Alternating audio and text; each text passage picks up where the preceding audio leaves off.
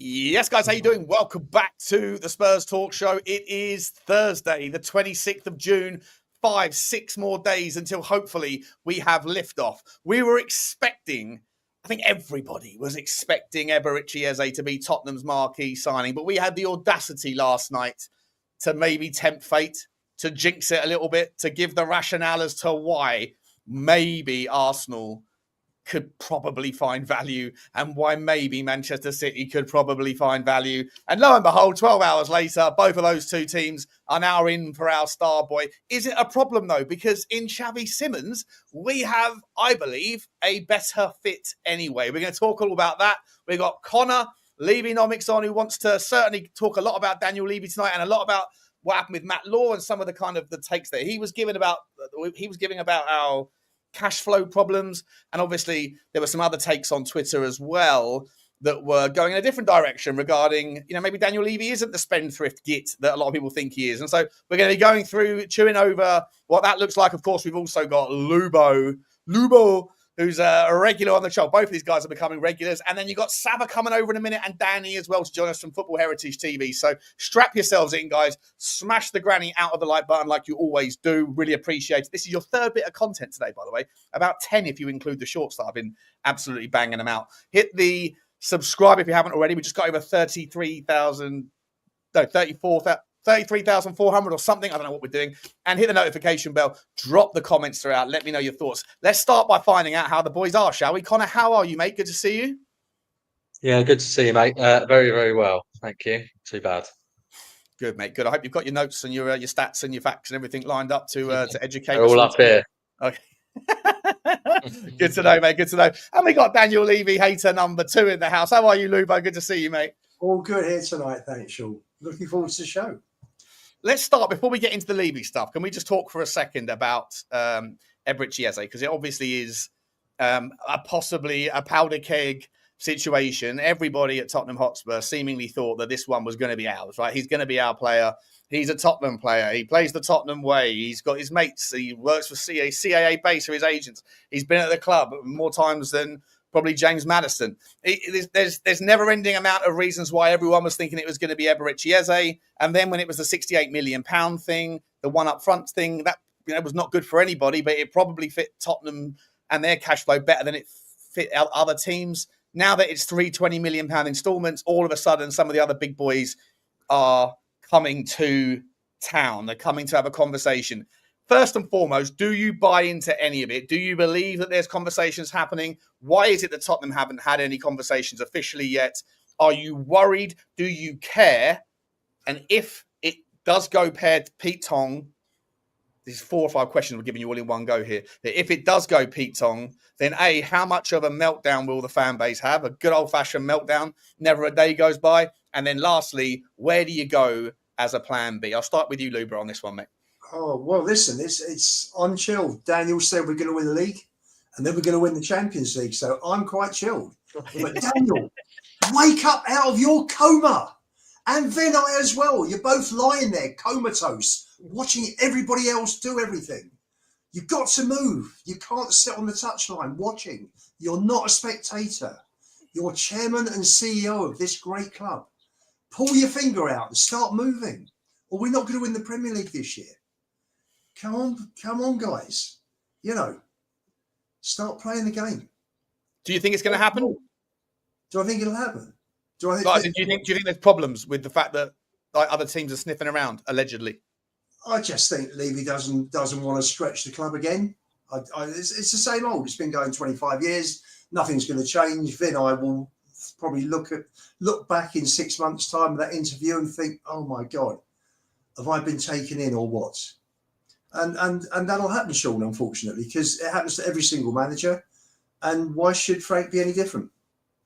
They either don't spend enough and buy and sell at the right time, or they do spend plenty, but they give it to the wrong people to spend. He just can't get it right. Just can't. He's had 25 years of it now. Enough. Wait. We're sort of making a leap here. There's nothing to suggest. We haven't dealt with. We'll come to the Matt Law thing in a minute. But in terms of just like the story about Eze, just because Arsenal and City are sniffing around doesn't mean that Tottenham might not still have a chance of signing him. So, No, like, it doesn't. But the deal should have been done by now. Go in, do the deal. If you want him, sort it out. That's how Chelsea get their deals done. They just go straight in, bang, done, finished. No messing about. Levy doesn't know how to close. Everything's got to be a fight, a battle, a negotiation. And this is, again, they're probably trying to screw Parish down, as we speak. It's madness, just madness. Connor, same question to you, but just I'll throw in a little curve here. Does the fact that we've got a new manager right now that hasn't had a chance to run his eye over the team, is that a variable that's like, a fair enough consideration that maybe Thomas Frank is like, look, I don't know what I want to do with the squad yet. I'd like to maybe just, have a little think about it or take a look, gather my thoughts with my team before we start, having to sell Sonny to find the money for Eze or whatever. Is there any part of that, or do you think that certain signings can just be done because everyone would be on board it anyway? Yeah, I mean, and they must have had conversations during the interviews process. I mean, he said they interviewed God knows how many times. I'm sure they spoke about who the transfer targets were going to be before Frank actually had a proper chance to look at the squad. So I don't know whether I'll buy that necessarily. But look, to be honest, this is just classic transfer window shit, isn't it? I mean, it could easily be that, Eze's agent's pushing because he wants to get Spurs to front up the money and get over the line, a bit like I speculated was the case with Bremo the other way round with United. It could be, adding 2 and 2 together of Ben Jacobs coming out and thinking, well, Arsenal need a left winger. Let's make a story here. You just don't know, do you? I think it's hard to actually know what's going on here. Nothing would shock you in terms of Spurs not actually, dilly-dallying and someone jumping in, to Lubo's point. But quite easily, it could all just be a bit of a storm in a teacup. So I think this is one we're just going to have to see how it plays out. I think, to be honest, I think from Eze's side, I think he would go to any of the three. Right? Yeah, I think he would as well. I think he's got his pick, hasn't he? Yeah. Yeah, I think he has now got to the stage where, he's 27, 2 years left on his deal, wants to play Champions League football, World Cup year coming up. In terms of being in a bigger team, normally gives you a better chance of getting in the squad, although he is in there anyway. But so look, I don't know what to make of it, to be honest. But there will be some meltdown if he ends up going to Woolwich. Yeah, look, I mean, I've been naming these shows once a week now, the meltdown, because it seems like it's at least a weekly occurrence in the fan base.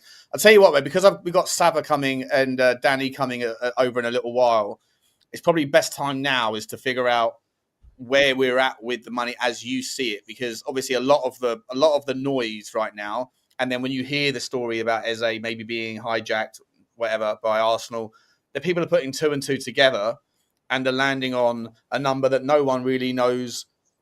Who knows where they're getting their information. Matt Law seems to put a negative spin on so many things around Tottenham. He's not an accountant, but he does have some inside track, I'd imagine, with the club. He's saying one thing. You've got people on Twitter saying other things. I know you certainly keep your eye on the kind of ball here with your take. But obviously, not to get in front of you here, but like the data that you and I and everyone else would look at is also slightly out of date, right? It's based on sort of the most recent accounts, which is probably a year or so old. Where do you see it, mate? How much do you see Tottenham having a sell to buy summer because of cash flow issues, not because of a squad reshape, which I think a lot of people are now trying to spin it into? Or do you see us having cash available and intentions or ambitions that can be fulfilled monetarily if the club want to go in that direction with regards a couple of bangers in the summer? Yeah, it's a good question. There's probably a few parts to it. I mean, look, I think with Matt Law, let's just start with him. I mean, to your point, I wouldn't say he is the person to rely on when it comes to looking at the finances, albeit he does obviously, might get fed some stuff from the club, but this is the same guy who originally tweeted that Matthew Collicott might have also been leaving the board because he updated his address on Company's House. So, I don't think he's the most switched on when it comes to, what's going on, right? So, I would take I would take what he says with somewhat a pinch of salt. I I mean, on the cash flow, we spoke about this a little bit before. The cash right now in the reserve 79 million, which is the highest in the Premier League. By Tottenham standards is low, but by Premier League standards is not low. Tottenham have throughout, ENIC's reign have pretty much been one of the highest in all years in terms of the amount of cash we've got. You are right that that's obviously 12 months out of date now. So, somewhat, I've been doing a bit of a back of a fag packet, trying to do a little forecast on what it might mean in terms of where we are now. But that's really difficult because, I don't know what they've had to pay for Solanke, right, in terms of this 12 months in terms of cash. But if you look at the numbers that we can see, so what we can see is how much they owe on transfers in the next 12 months. We can see how much is coming in from transfers in the next 12 months. And actually those two numbers are in a better position than they were last year, the year before last. Sorry. Right. So it's about a 26% reduction in the net position, i.e. Tottenham are 26% better off in terms of those two things than they were for the numbers that went in at year end in June 24. Yeah. So that's good. Then obviously we also know that the revenue will be higher this year. So it was 528 million. That's probably going to go up to somewhere close to 600, I would guess. And then next year, we won't see the accounts until March 27. But for this season that's coming, it should be record numbers again, right? Over 600. I suspect depending on how far we go in the Champions League, you could even be getting up to sort of 650, 700 based on the sort of ramp up in terms of concerts, plus Champions League money, plus extra sponsorship, all of those things. It will 100% be a record for us, quite comfortably. So we also know that's coming, right? In terms of these conversations we're having now on cash flow. Look, my back of an envelope is, knowing that we've got that 26% reduction, as I say, in the transfer bit, knowing that the cash flow from operations is going to be higher next year, I suspect we'll probably be about 50 million better off than we were last year. But last year we were 90 million down year on year. So that means we'll probably be down 45 million, something like that. So we had 79. We'll be down something like 45 million. So we'll still have some cash, right? Even without the fact that ENIC also put in 35 million themselves finally in January. So we're not in the situation that we're going to be, zero cash. I'll be shocked if that's the case. And even if that was the case, that is the situation that Premier League clubs often find themselves in. There aren't many, if any, clubs that are able to support themselves through the cash they generate themselves without needing some sort of own investment.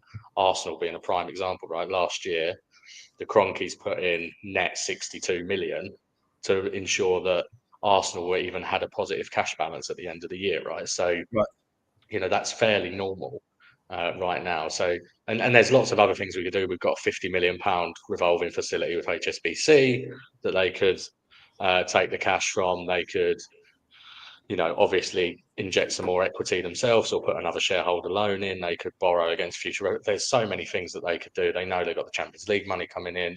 There's a whole host of things that they could do. So there is absolutely zero chance that cash is an issue if we don't want it to be. And just last question. Welcome, Dan. Welcome, Saba. Thanks for the raid. There's 750 people in the house. Smash the granny out of the like button as you do, guys. Make sure you also get over to the Hotspur Hood. And if you've just come from Football Heritage, you'll know Football Heritage. But if you were here before you didn't know, then go back over to Football Heritage and smash the granny out of his subscribe button as well. And make sure you do follow Levynomics1882 and Lubo_61 on Twitter. Just last question for you, Connor, on this one, mate. In terms of all of that stuff, like all of the kind of colour there, and I appreciate it, mate, because it's interesting to me. Is there a way then that we can land on a sort of suggested, like excluding sales, a suggested budget? I know that Oso Spurs put that thing out that was saying, like, when you include the budgets and you include the wages, we're closer to 90% or 88%, whatever it is, over last year. And I think that there, I mean, whether or not the specifics of that are true, like I say, I've got so little time right now. I haven't had time to go through the detail myself, which is why I'm looking forward to leaning into you on this one. But there is some truth to that. It does come from one pool. So when people say, the problem with Tottenham is we don't spend on the wages. Well, if you want to spend more on the wages, then it has to come from the pool of money that you're spending on transfers. So I don't know if the 90%, I don't think it is. It's not 90%, I don't believe. But either way, if you want to see a higher wage sort of bracket as a ratio, then you're probably going to see less as a transfer spend, because the money has to it all comes from the same pot eventually, doesn't it?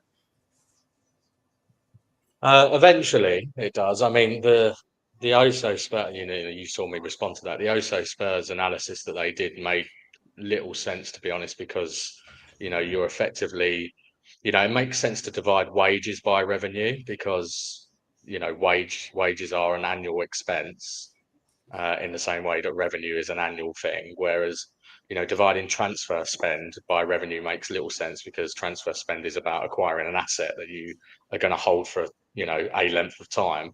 And also, if you think about the way those things look at when you look at them in 1 year, squads can be in very different places, right? You look at last year, Liverpool spent nothing, right? So their transfer spend plus wages over their revenue looks lighter than it does if you did that exact same analysis this year, when they've just gone out and spent 200 odd million on Kirkes, Verts and Frimpong. So, that type of, I almost felt like they were forcing a narrative to try to get some numbers to support what we're doing. In terms of your question, though, of what do I think we could spend net? Yeah, like a transfer budget, not like excluding. I mean, obviously the wages are obviously a part of it, but just like rough figures. I mean, I always try and give rough figures, and I'm never too far wrong. But I'd like to hear yours if you have an idea. I mean, there's a number that they could spend if we had some sort of inward investment and really ambitious owners that they wanted to go ahead and spend, given headroom and those types of things we had under PSR and UEFA squad cost control, which could be well up of 200 million net spend, right? Realistically, that's not going to happen. So, you're looking at, I would guess that they will be looking around the sort of £100 million net spend mark, because that's where we've been for the last sort of 4 or 5 years since we moved into the new stadium, and that could easily be supported. So on that basis, then, Lubo, 100 million. And thanks for that, Connor. Really, really cool info, mate. Then Eze shouldn't be a problem, but you don't get an Eze and a right winger and a monster six unless you start to get a little bit frugal or go cherry picking and find some value. So with that being said, forget about the Eze. I think someone put in the chat a minute ago that they were watching a Fabrizio Romano stream, and everyone was spamming, is it true? Eze to Arsenal, is it true? And he didn't even acknowledge it. So let's hope that there's some good news there. I'd love to get all your thoughts on this. I'll go around the table one at a time. But like, if you have £100 million to spend net, and you sell a few players, realistically, dial back the numbers on the sales to be able to like make the number sort of realistic. How do you go about spending your summer budget in a way that is that covers the holes, that fills the holes that you need with the sort of players that you want? Well, if we take it that the money coming in for Højbjerg covers Danso, if we say that the money that's come in, the money that's against the Tell comes off, the Tell deal comes out of the money owed by Bayern Munich. So you're starting pretty much with a clean slate. If, just being conservative, if you're talking about a Eze, Mbeumo, Paulinho, 160 million, say, is it realistic to think that we would get 60 for Sonny and for Richie? Richie ain't going, bro. Richie ain't going, and Sonny's not. You're not going to get 40 million, 50 million for Sonny. I don't think so. Which, I think you need to sell a couple more to get your 60 million. Well, Solomon, Bissouma, that's 30 million, isn't it? Yes. Probably. Well, they were talking about Bissouma with a loan with an obligation to buy, but at the end of this coming season. So that's why I didn't include Bissouma in it. Personally, I would sell Kulusevski. which I know might be controversial with a lot of people. But he's injured now till Christmas, I think, so he's not going anywhere. I'm not too sure how many other players you're going to sell. I actually don't see Romero leaving. I think Romero will stay, unless it just feels to me, mate. Like, sorry, I'm not going to keep jumping in every time, but like, it just feels to me like no one's got the money. The market just feels fucking dry, mate. Like, I think Saudi Arabia are really struggling to convince people to go out there because it's broken. War. Yeah, Sean, the market is absolutely broken. I've been telling people this for nearly 2 years. That Italy is absolutely screwed, and it was up to 3 teams basically: Juventus, Inter, and who was it who was doing it? And Juventus was doing all right. Inter's now absolutely screwed, and practically every team in Italy is desperate for money. Juventus are about the only stable. Look at Germany. You've got Munich and Leipzig. Apart from that, Dortmund aren't stable. Leverkusen will be okay now with the money they got, but the rest of them are still having to do their thing of getting in young players, selling them. Look at the French league, apart from PSG. That's absolutely done. Even the Spanish league isn't safe at the moment in the aspect of, apart from Madrid and Barcelona. Like I said on Sava's one, it is more expensive now to get the Premier League on TV than it is to get the French, German, Spanish, and Italian. They are, all 4 of them is cheaper to put on TV than it is put the Premier League on there. If things aren't, the economy at the moment is basically crashing because other countries just cannot pay that sort of money. And this might be part of the reason why it seems to be going over a fashion to start getting the younger, cheaper players in there. This is the time we can go into what some would say as bigger clubs of players and get some serious players out of there, I think, for some good prices.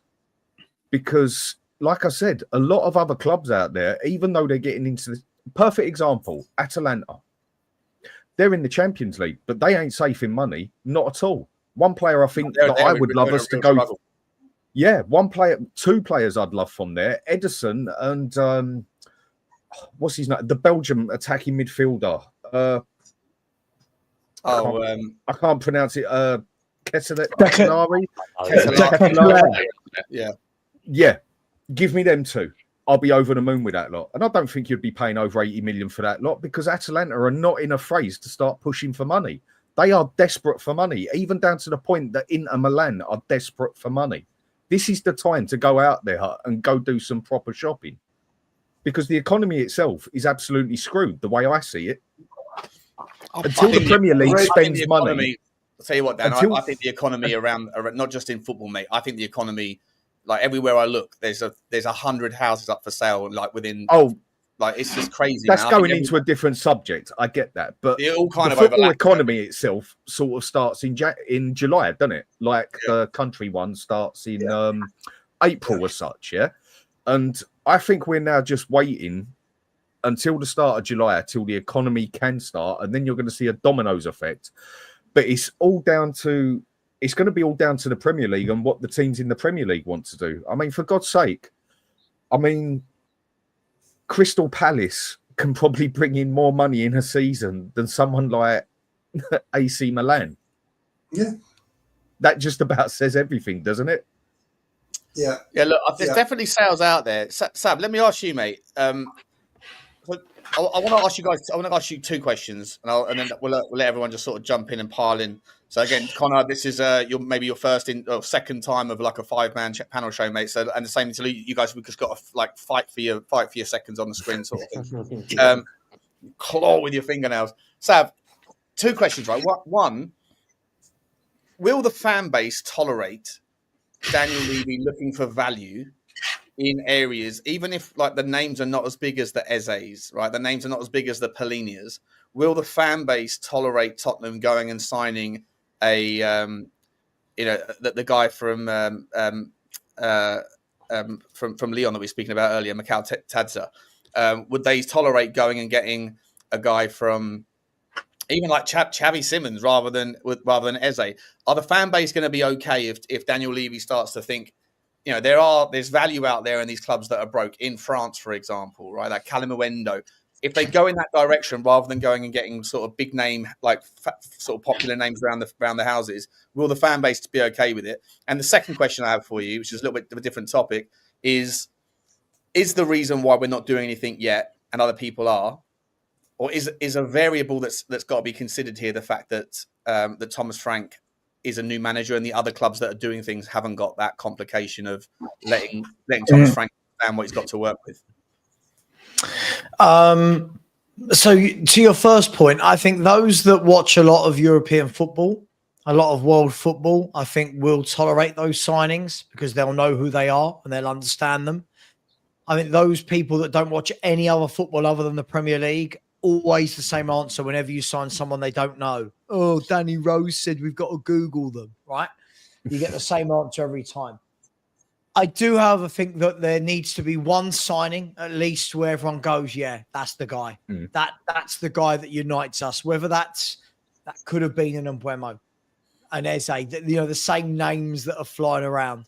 I think for me, I've always said they don't have to be the biggest names, but they need to be smart. They need to be what we need. I want to see smart signings. Douglas Luiz, smart signing, Premier League proven, holding midfielder, 25, 26 years of age, whatever he is, experienced. Like, think players like that, it's not big, it's not sexy, he's 25 million, get him in. That'll do me. But I think that we're so scorned now from Levy and his and the way we've acted over definitely the last 3 or 4 years, where we do keep buying young players who people don't know, that people are getting fed up with it. People are getting bored of it. And already this window, it started the same. Like, a lot of people, I know you like Tell, but a lot of people like me are looking at Tell going, really? In the world of football, this is what you've scouted at 45 million? This is what you found? And I get it, because obviously the money doesn't have to be paid because Bayern know us. And then you look, people are going to do the same with the Japanese lad.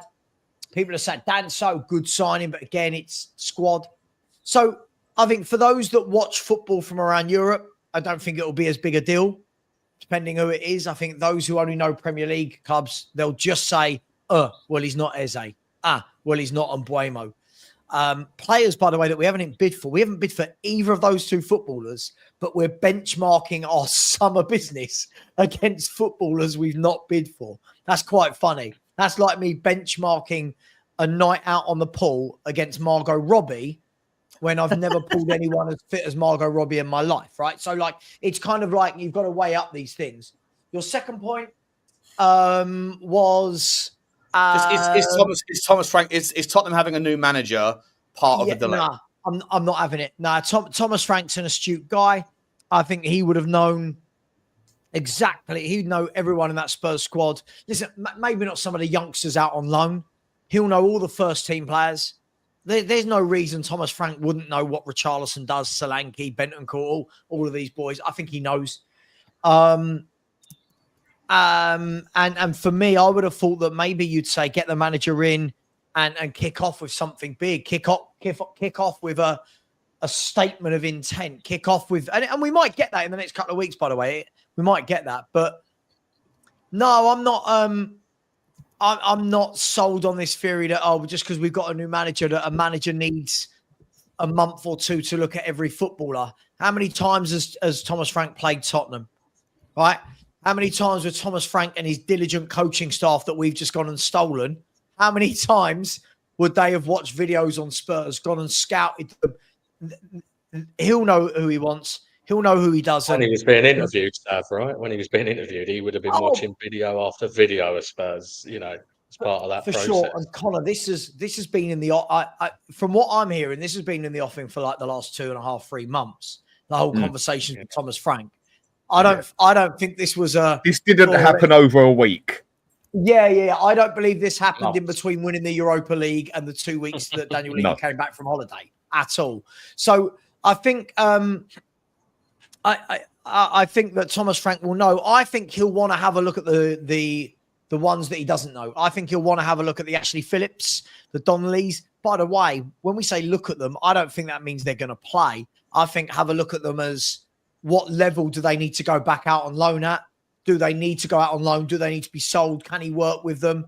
So we'll see. But I trust Thomas Frank implicitly. I really do. And I'll just pick up one point, Sav, just on just because the fan base mentioned this a lot around the Tell signing and how it didn't cost us any money because we're owed money for Kane. That's not right, actually, because basically all of the Kane cash. So we're owed 58 million total, right, in terms of cash from transfers. 52 million of that 58 million had to be paid by the end in 4 days' time.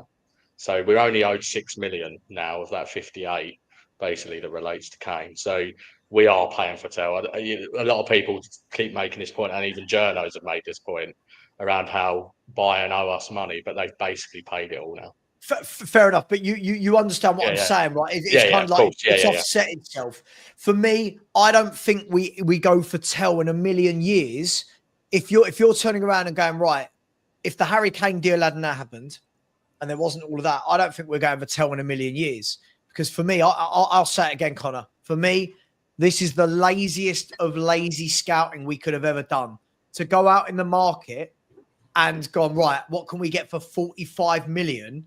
And Tell is what they've come back with. Sorry, Connor, for me, that's really bloody lazy. That's almost saying no, I don't disagree with the that. league. No, yeah. I don't so it might come good, but Sean, look at the guy we were just looking at from Lyon. I mean, 45 million gets you that, lad, and that's a proven international, scores goals for club and country.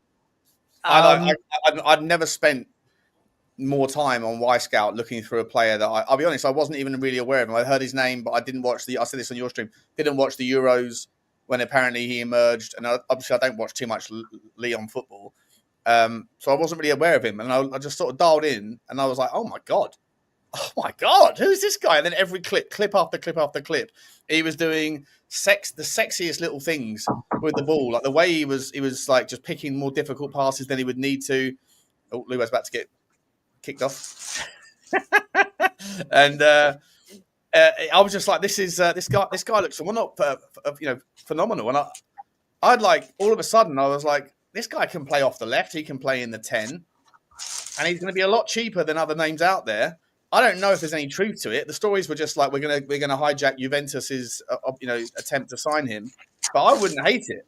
And that goes back to the question that was like, are the fan base going to go into meltdown if we don't sign Eze, if he does end up at City or Arsenal, if the next guy that we sign is Kyle Walker-Peters and the next guy that Arsenal sign is Eze, and then the fan base is going to go into meltdown. But at the end of the day, if we end up before pre-season starts with a player like Xavi Simons, like Mikkel, like any of the number of other players that I think are out there but don't cost 65 million quid, especially if what Connor's just said, I didn't realise that. So, Connor, when you're saying like the £100 million net, we're 30 million. So we're already 30 million quid down then on buying Matisse Tell. That's like a bit of a hammer blow then that money isn't sort of netted off of the Harry Kane money.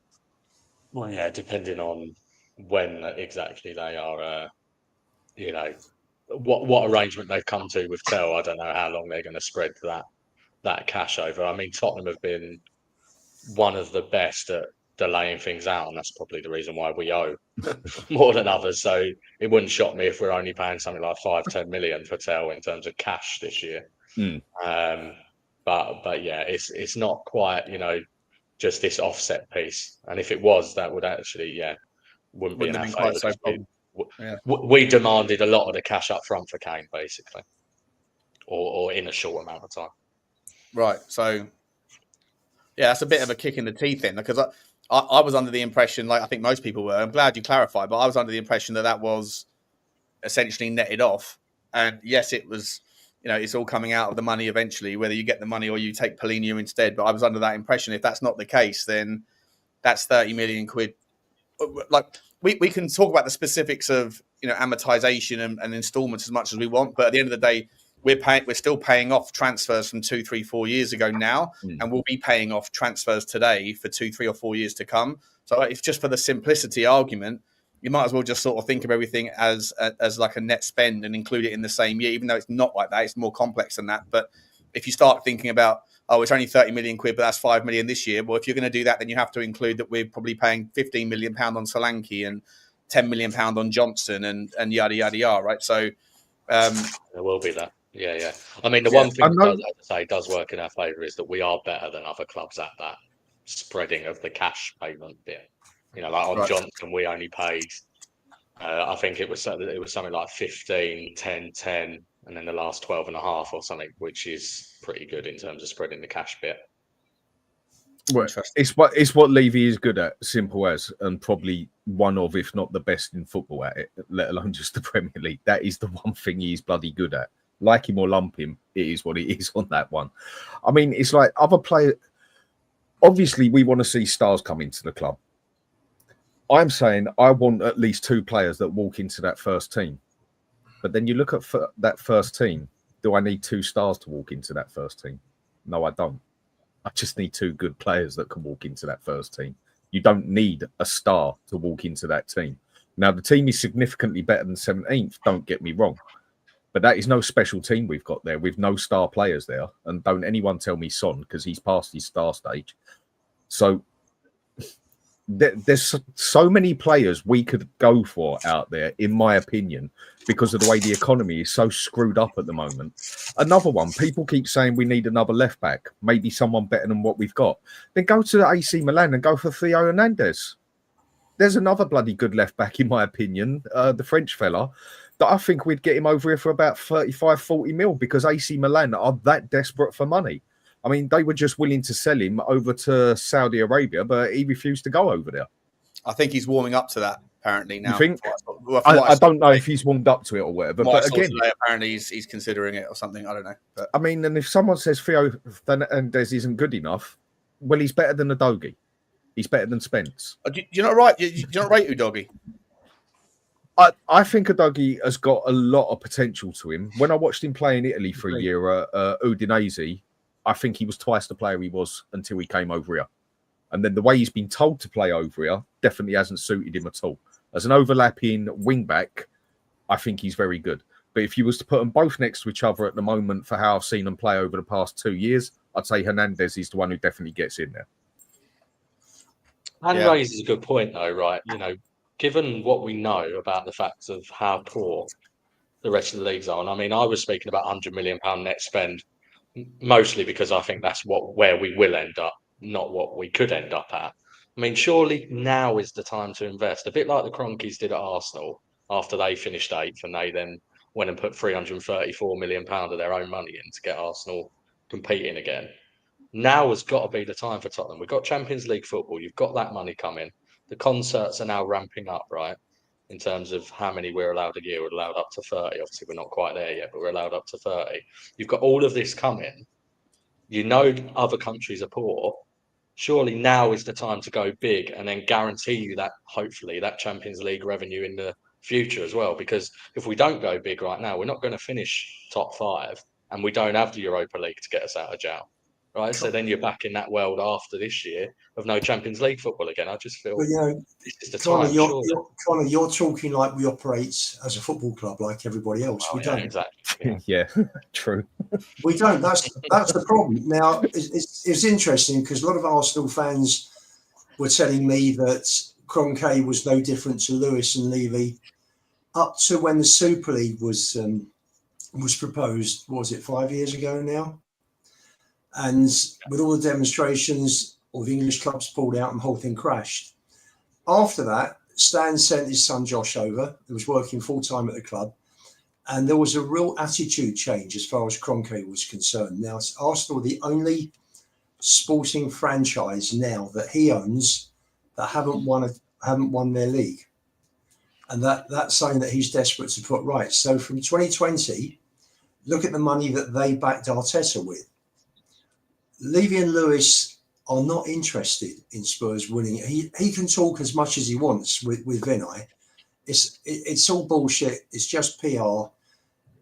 If they were, do you think so though, Lubo? Is it not like the most idiotic first act from Vinay to agree to get on especially as he's known for fan engagement and club PR and the economic, he's an all-rounder, sure. But he certainly leans into those things for his first official act to get onto even if it was like it was said in the moment and then they watched it back and went, yeah, that's good, let's send that out.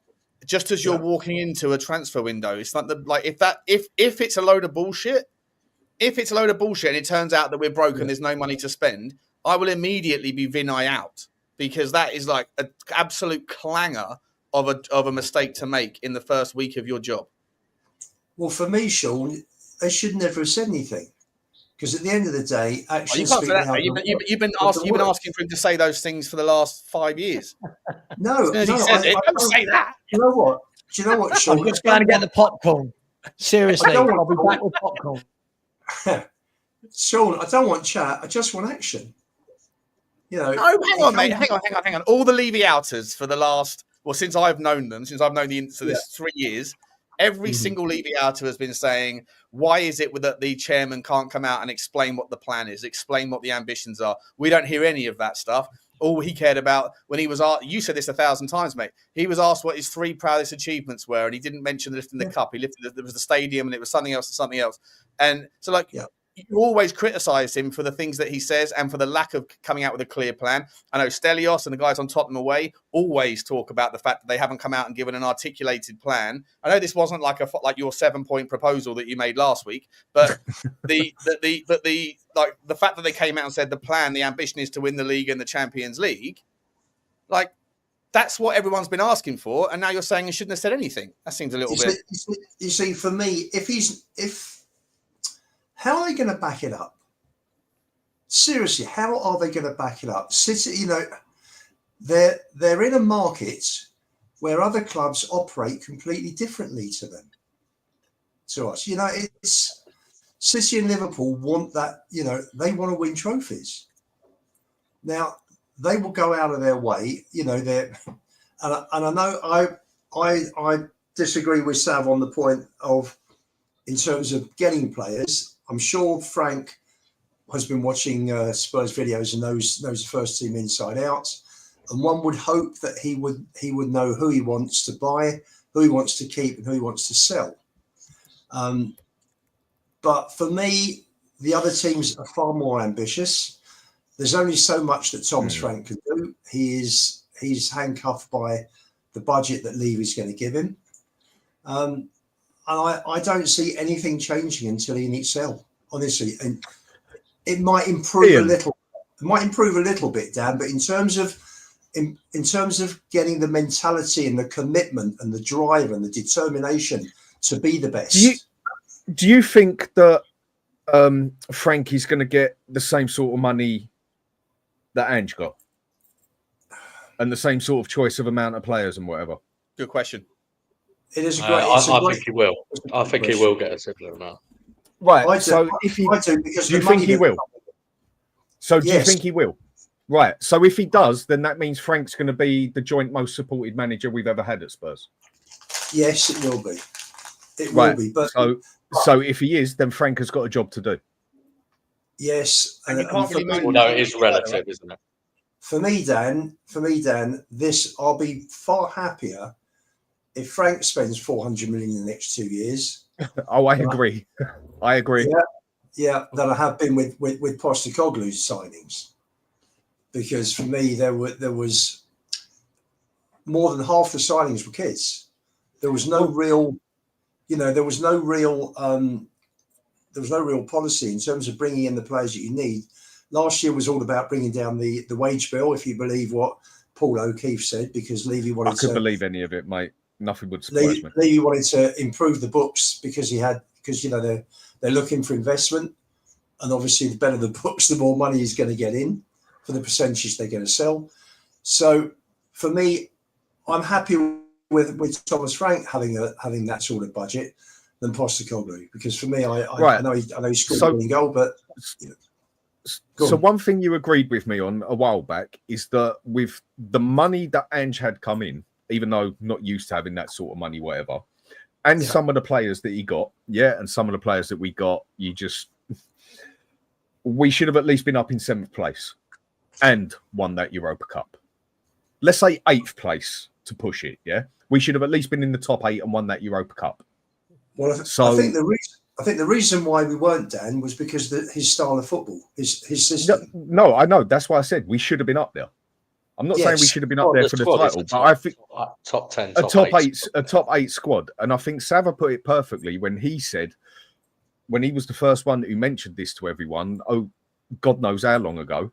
Well, if it would have been the start of the season and we would have gone to practically anybody on here and anybody on the side here, right, give me one of those, apart from, say, Chelsea, Liverpool, Arsenal, Man City, give me one of the other teams below them, whatever, where you would have swapped the whole team for them. Would you have swapped your whole team for Newcastle's whole team? Would you have swapped it for Brighton? Would you have swapped it for Bournemouth? Would you have swapped it for Palace? No, we would have looked. Would you have swapped it for bloody Fulham? Would you have swapped it? I'd swap our squad for Newcastle's squad.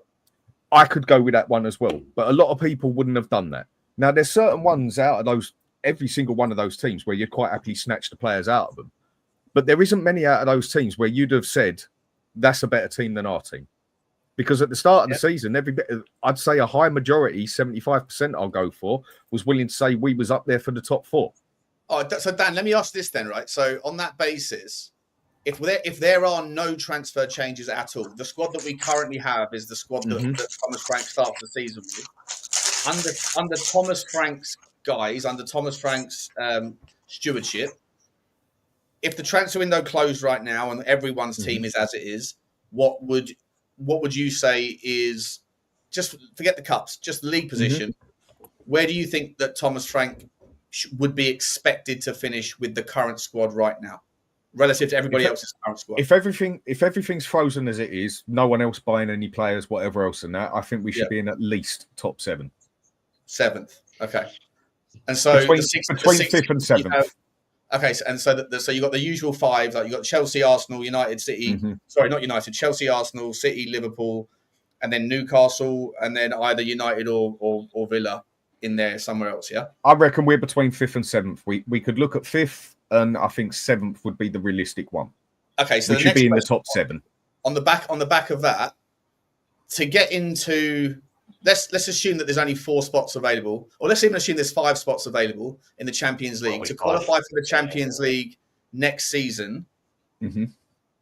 If the 5 teams that currently occupy that would be Liverpool, Arsenal, City, Chelsea, and say Newcastle, then how realistic would it be with the money that Daniel Levy can spend to be able to get from 7th to 4th next year, to be able to close the gap on the 3? Well, not necessarily to get above those 3, because I think Liverpool are going to be, and City are clearly that's a long-term issue. Arsenal, same, but then the 4th team is Chelsea. How far away from Chelsea are we, or how far away from Newcastle are we with what we have versus what we need? And is it realistic? And is it realistic to expect that gap to be closed in one and Thomas Frank's first window? It's pushing it. I mean, top 4, we're not going to see that. Top 5, I think we'd be very lucky if we did. But I've said for a long time, you go and get. I think we've got a good team, not just a good 11, a good team of players there. I don't think we've got anyone in particularly special there. We haven't got any world-class players. I know some people like to think we have. I don't think we have, but I think we've got a good team now. And if you go and get a good team, you get it in the right formation, and you get everyone playing to the right sync, right system. You can make a good team a very good team. Same as you can make a quality team a very bad team at the same time if you play everybody the wrong way. And we practically played 8 out of 11 players every game out of sync to what they are best at. We go and sort this team out. In my opinion, we don't even need a DM, depending what formation we use.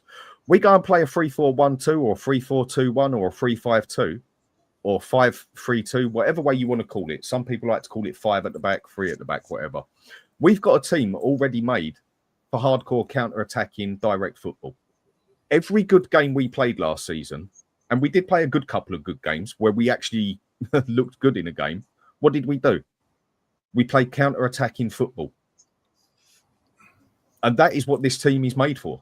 I know a lot of Spurs supporters don't like that because it's not the Spurs philosophy and that. I couldn't give a shit about the philosophy. We've got a team that is already made to play significantly better than what it has. The other thing But is, yeah, I mean, there is improvements we need example. to make, obviously. Yeah, Put your hand down, Sava. We're not in school. Newcastle, for example, have got to deal with Champions League as well this year, Mhm. right? They didn't have any European football, so that's gonna impact them. I think that 3 signings straight into the starting 11, and that's how you close the gap on the top 5. I don't think we'll finish top 4, but the fifth, I think No. fifth is potentially You think Chelsea's very catchable? unlikely.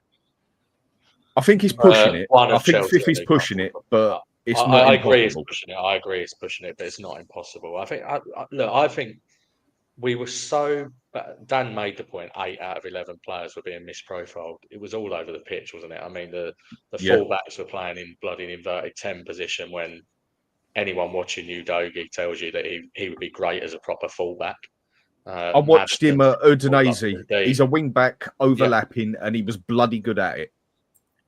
Yeah, and then we've spoken Porro. about the wingers not being wingers and being inside forwards. So there's so many examples all throughout the team, and just fixing that and having a proper system, I think, gets us into the top 10 easily. 9 teams are playing Europe. There's a lot of differences this season comparatively to last season. So I just want to come in on this with where we are. I think Dan's overrating us from where we are, if I'm brutally honest. What you think at the moment, we are 28 points off the top 6. Mhm.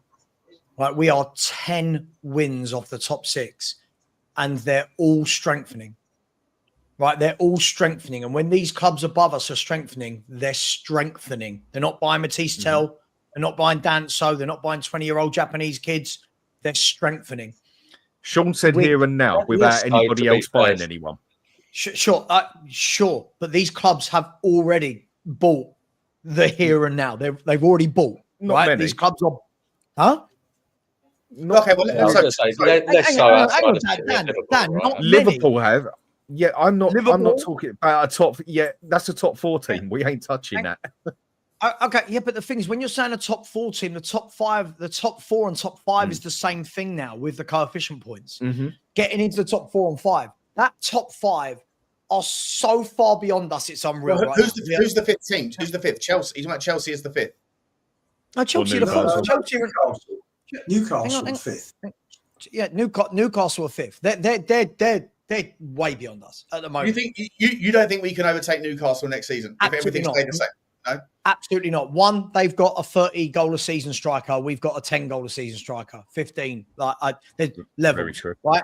2, they've got years already of development and coaching under Eddie Howe. Our guy hasn't had a day on the training ground with the team. There's levels to this. They are buying, when the Newcastle buy, they buy very sensibly. They're not buying world class. They buy sensible players. They are strong. They are powerful. Everywhere on the pitch, they're powerful. That midfield 3 is so strong. At the back, their centre half are big, powerful players. Even the likes of Lewis Hall and Livramento, these are strong lads. Newcastle do well when they're not in Europe. When they qualified for Europe, they struggled. They missed out on Europe. They did really well. They qualified for Europe. They struggled. I think top 7, 7th, Hang on. 6th Yeah, but is realistic. I think we need to be really, really careful how we talk about this squad. I don't think this squad at the moment is anywhere near that top 7. Right now, I think we wasted the Solanke money. For me, like if you had gone and got a proper striker, that gets you 4 or 5 positions up the table. That for me was hugely ridiculous on Tottenham's behalf to sign that. And I look at our team, it looks weak. I think we look very weak throughout the team. I don't see we've got any top wingers. I don't think we've got a top striker. I don't think we've got a top central midfielder. And we've got a good defence depending on how it's played. Right now, just to be getting back to that top 6, 7, we've got to have a 10-game swing on last year, 10 wins. Right, that's a lot of football to be won, bearing in mind that we've also got to negotiate the Champions League. Right? So we're talking about Newcastle got Champions League. We've got to go from the league down here to up there, whilst negotiating up here for the Champions League when we were down here in the Europa League. How many points of that 28 points that you spoke about? How many points does Thomas Frank bring just by himself? with the squad the way it is. Yeah, with the squad the way it is, yeah. Right, with the squad the way it is, I think he could probably get you 20 points. I think So then we're not far off then, are we? We're not far off it. We're not far off, but that's why I think the next couple of signings are so crucial. And you do need a few players that get you over that line. Right? You do need to get over that line. And this is where I do agree with Lubo. And this is where my hate for Daniel Levy comes in. It's not always the same as Lubo's, but it's at moments like this where you go, all right, by hook or crook, Daniel, we got Champions League. Yeah, we've had a get out of jail free card. We're in the Champions League. Connor was right. We do not have the Europa League to fall back on. But all the fans going, we've got to win a trophy this year. We don't have that competition this year. So now's the moment, because if you don't go and strike right now while the iron's hot and you've got Champions League football, it's harder than ever to get in that top 5 and secure it. Right? And it's not necessarily hang on, Sean, just quickly. If we don't get it this year, then again, you're back down, and the excuse next year is we don't have Champions League revenue to buy the players. So he's got to do it now. Now is the moment to do it. And if he doesn't, he's got no excuses now. If you reach for the Champions League and you land in the Europa League, then hopefully with a better squad, you can go and maybe do a cup double over 3 years, right? I mean, it's not the end of the world as long as the system doesn't change. Luba, I want to get your take on the same question, but sorry guys, I didn't see any of these go through. There's so many chats flying through. Some super chats here. Moondog, this is from ages ago, mate. Thank you so much, man. I appreciate you. The same story at Spurs. I don't bother looking anymore. Well, at least you'll maybe hear. If you check out the audio version of the show, mate, on podcast, you haven't got to look. You can listen to it on Spotify, mate, buddy. Link is in the description, guys, if you're interested in that stuff. By the way, Paul Watkins, super sticker. Thank you very much, man. I can't see what it is, but I do love the picture of your dog or someone's dog in a shopping trolley with bananas and salad. Very, very nice. Appreciate you, mate. Blaine Dev, my man, big up, buddy. 5 Spurs Talk Show memberships gifted. I love you, Blaine, the most generous guy in the Spurs community. Absolutely adore this man. Please go over to Super Spurs TV, and whoever did receive those 5 memberships, please say thank you to Blaine. And I will be doing a fan phoning show. Again, the last one was absolutely hilarious. We're doing that again at the end of the week or on the weekend. Appreciate you, mate. Thanks so much, buddy. And John Lee has come in and said, Sean, how long are we looking for cheap players? Market makes gold. Not sure what that quite means, but how long are we looking for cheap players? I don't know if we're looking for cheap players. I think we're looking for value, which is sort of different, I think. And certainly young players seems to be the trend. Everyone's doing it. It's not just a Tottenham thing, but it does frustrate the life out of Tottenham fans. I would say, I said it on Sabbath show earlier, mate, I think that we've got enough 18-year-olds now to fill out like a school disco. It's getting to the point where I feel like we've got enough. We've got enough of them. Like, it's nice to. I get it. It's the way that the market's gone, but now we can go and fish in a different pond, and see if there's some value there. Thank you very much for the super chat. Sean, sorry, just really quickly. I just want to. I'm sorry, like Eugene at 10 p.m. Love you, dude. I really do love you, Eugene. But can we please stop this absolute false narrative that's flying around? I'm sorry. I'm not doing this. We're not rewriting history, right? Ange asked for first team players and got sacked. First of all, you've got no effing way of knowing that. Stop this. That is absolutely ridiculous. Ange Postecoglou had why he got sacked, is it? No, he got sacked because he finished 17th, Eugene, right? Second of all, Ange asked for first team players, right? Ange is the one that's been coming out for 2 years saying, first of all, he did buy first team players, right? Vicario, James Maddison, Danso, Dragossi, Solanke, Brennan Johnson. So don't pretend he didn't. Second of all, sorry, this point, I've been seeing this flying around, Sean, and it pisses me off. Second of all, Eugene, this is the same manager that for a whole year has been telling everyone in press conferences he didn't want experience. He didn't want leadership. He said he wants to make captains. Right, he wants to make them. So, no, I'm sorry, we're not going to do this rewriting history. He got sacked because Spurs were fucking atrocious, Eugene. Right? Yeah. And said whatever he needed to say in this. Yeah, and but if you couldn't work out by the end that Ange said whatever he fucking wanted, didn't matter whether he was contradicting himself from last week or last year. He said whatever the fuck he wanted to justify his own mistakes. And he didn't deprioritize the Premier League. He deprioritized his own philosophy. And at that point, you can't take the geezer seriously. But listen, we're done with him anyway. But just quickly, I see Destiny. No worries, mate. But Billy, mate, I haven't blocked you, buddy. I put you in a timeout, mate. But listen, I'm not sure how long you've been around the chat, mate. You can't be calling people like names and stuff on the panel shows, mate. Like attack the argument, not the person. That's not what we do here. We're a nice community. Like, no, just cut that shit out. If you disagree with someone's opinion, that's cool. Don't call people names, mate. It's not nice. So just belt up. You can come back in a few minutes, mate. But if you do it again, you'll be out permanently.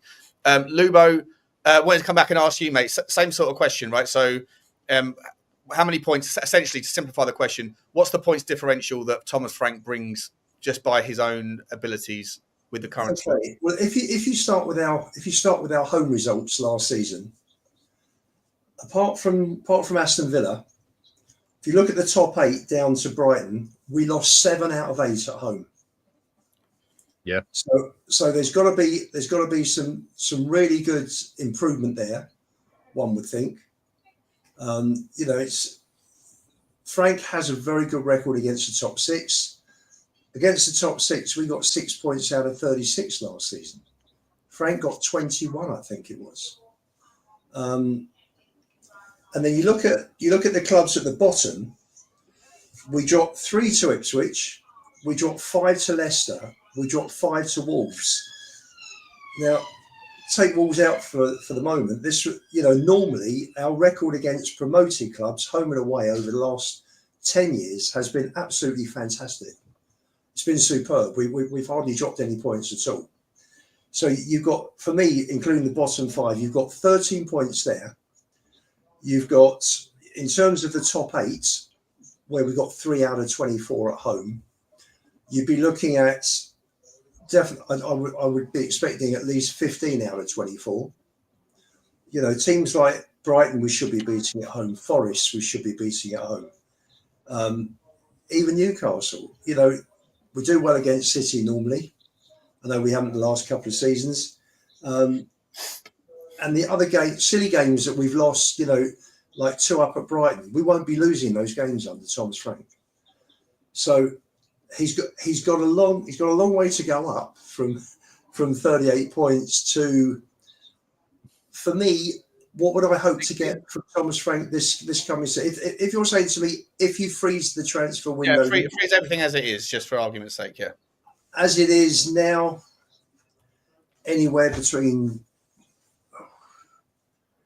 If I say 8th with 61 points was 23 points ahead of us, I would say up to 8th, hopefully. Okay. But Daniel Levy, if Daniel Levy's going to drop 200 million quid, or sorry, 200 million quid, if Daniel Levy's going to drop 100 million quid net of sales, right? So like obviously we get hopefully more than that, then you're going to need, in order to get that additional 10 points, that's going to get you into the Champions League spot again, because we're not going to win the Champions League. No.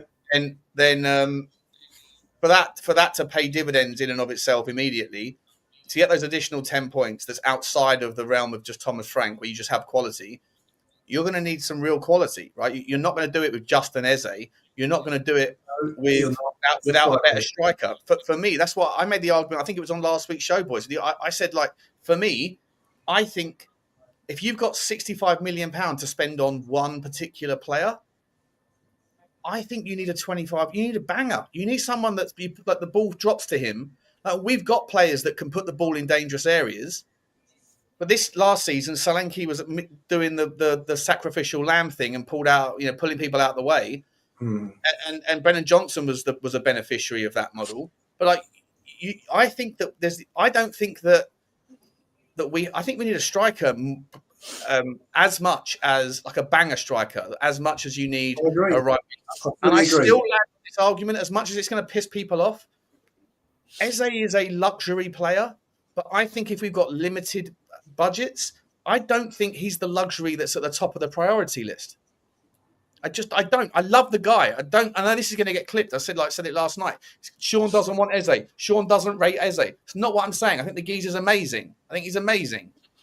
But when we had Harry Kane, if we needed a one player for 100 million quid, and someone's offering me, we're going to play with one man up top. We've already got Harry Kane. Let's drop the whole lot on Isak. I'd say why? like brilliant player, but not the priority. And I don't think Eze is the priority. He's a game changer, but he isn't the person that's going to put 20 goals in the back of the net. Well, And that's where you get your 10 extra points from, isn't it? 20 more goals. Well, looking realistic. No, do you know what? Hang on a second, Ian. I disagree with that one a bit, Sean. Tell the truth. That's cool. I think we get those extra points through not letting in the bloody amount of goals that we did, with the conceding the same goals time and time again. Fact. 100%. Yeah, all right. Consistently scoring goals wasn't our strongest point. We scored our goals very, very patchy, yeah. But I think our problem is more at the back than it is at the front. Fair enough. Even though you could say we've got better players at the back, I think better tactics. We don't then keep conceding the goals over the top or just focus down the side all the time and basically catch us with 3 or 4 of them running down there with 2 of us standing there. I think we sort out that back. That sorts out a massive problem. As in sort out like what, improving the back line or get a 6 that can protect the back line better? Or no. I think with what we've already got, you sort out the way we play at the back instead of everyone sitting on the bloody halfway line just hoping Van der Ven, like the freak of nature he can sprint down there and save our ass every 5 minutes, and actually play it with some stability and some football mentality.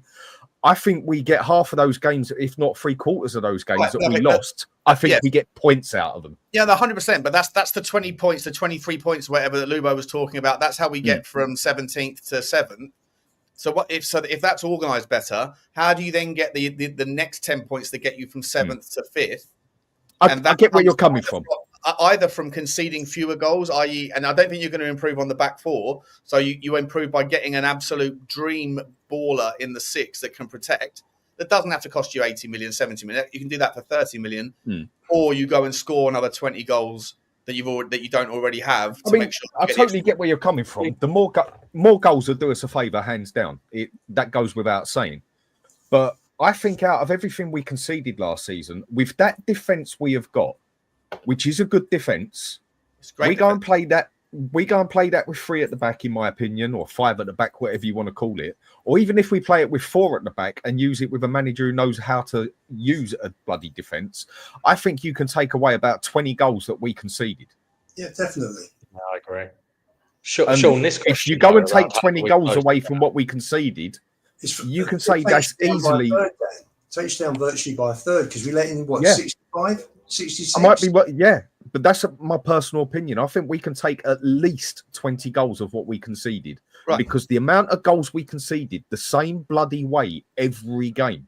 But then it goes on to the next stage with what you're saying. Table. Sorry, Dan, mate. Point. Sorry, buddy. What do you need, Sean? Well, I just wanted to know, like, how many points gets us from 17th to 5th? I just told you. 28.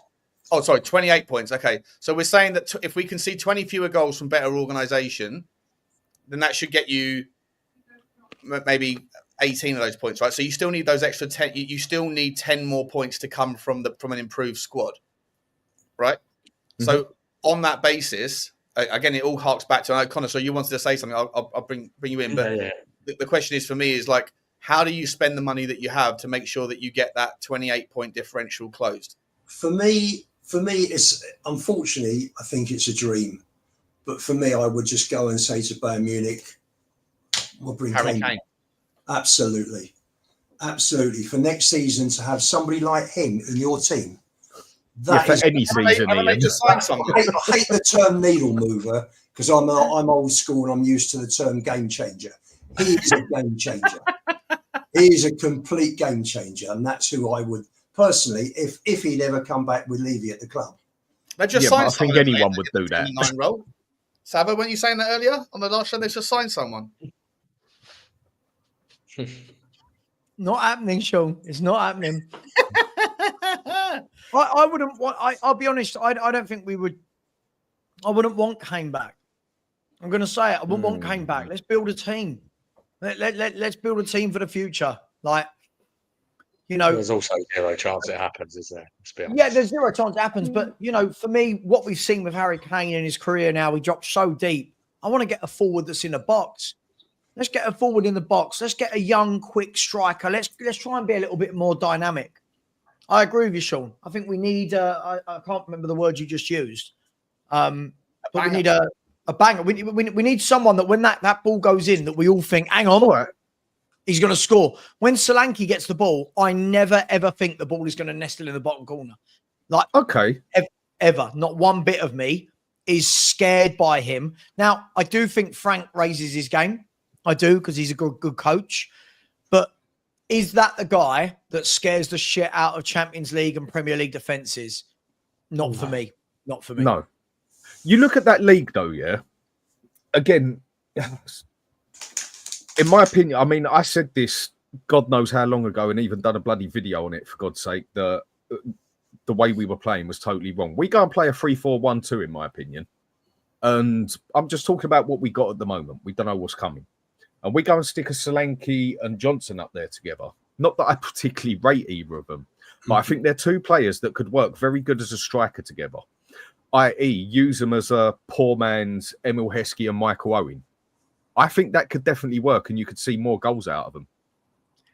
Maybe, but I think any Champions good League, half, I get it. Any good centre-half, Dan, will have Brennan Johnson in their pocket for fun. He is the weakest footballer I think I've ever seen. His touch is crap. His hold-up play is crap. That's not his game. His game, this is the one thing I'll give credit to Ange for. Ange worked out early on, hang on, how do I get the best out of Brennan Johnson?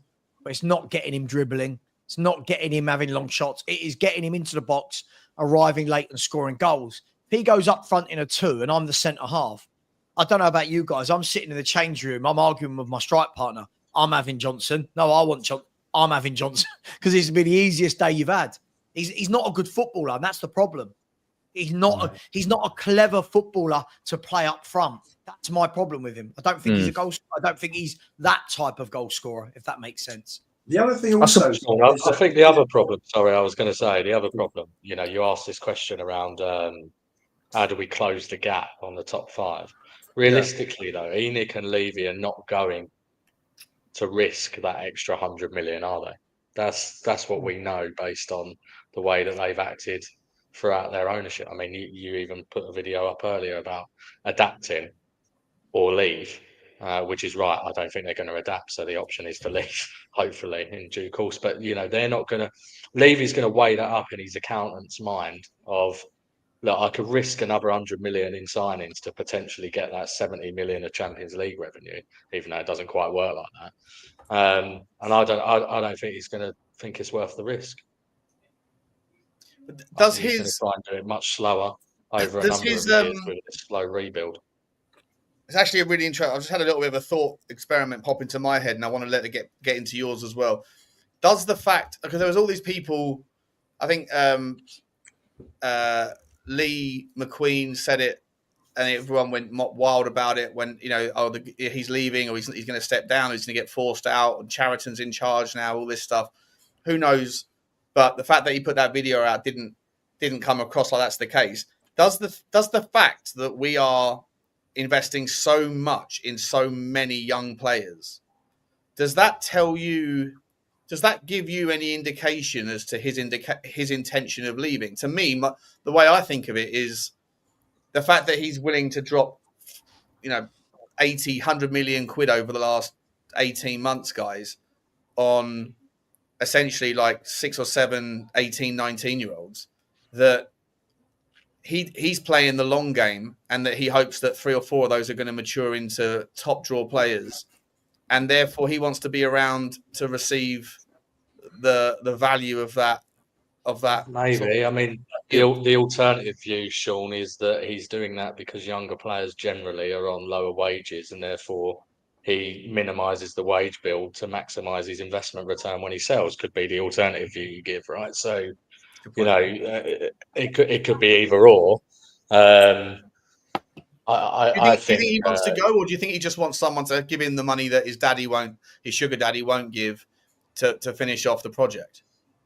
Well, to be honest, this is like, you know, as I said to you before, I mean, my Twitter account's named after Levy, but to be honest, I have the bigger bugbear with ENIC and Joe Lewis, because at least Levy has the pretense of caring by turning up, and he's not the one who's cash rich, right? And so it's always been Joe Lewis who's never been willing to put any money in. So look, if there was a situation whereby there's some sort of minority investment or a takeover, and they say to Levy, you stick around for a year and don't do anything concerning football because you haven't got a clue, but you stick around to do the other stuff, I'd be okay with that probably. I don't know what Lubo's view is as a staunch Levy out. No, It may be okay with that if it meant Enoch were gone. you see, with what you're saying there, I'm just going to agree with you here. I totally agree with that. I mean, if I took over at Spurs, I would quite happily keep Daniel Levy at that club in the aspect of, right, you are now totally cut off from the football side of it. You have nothing to do with the football side of it. You get over and deal with that business side of everything out of the football. And I would quite happily keep him at the club as long as he had nothing to do with the actual football. I'm agreeing with you. Yeah. What you, Lubo? If he would, if he's not going anywhere, then that's the compromise, isn't it? But the problem is that he just interferes. He doesn't let anybody do their job. Paul Mitchell left because of that. Paul Barber left. But that's because right now he's picked it, to his credit, he's picked some very, very good members of staff to work, but he's lost all of them. Because I suppose the difference though, Lubo, is right now. Sorry, go on.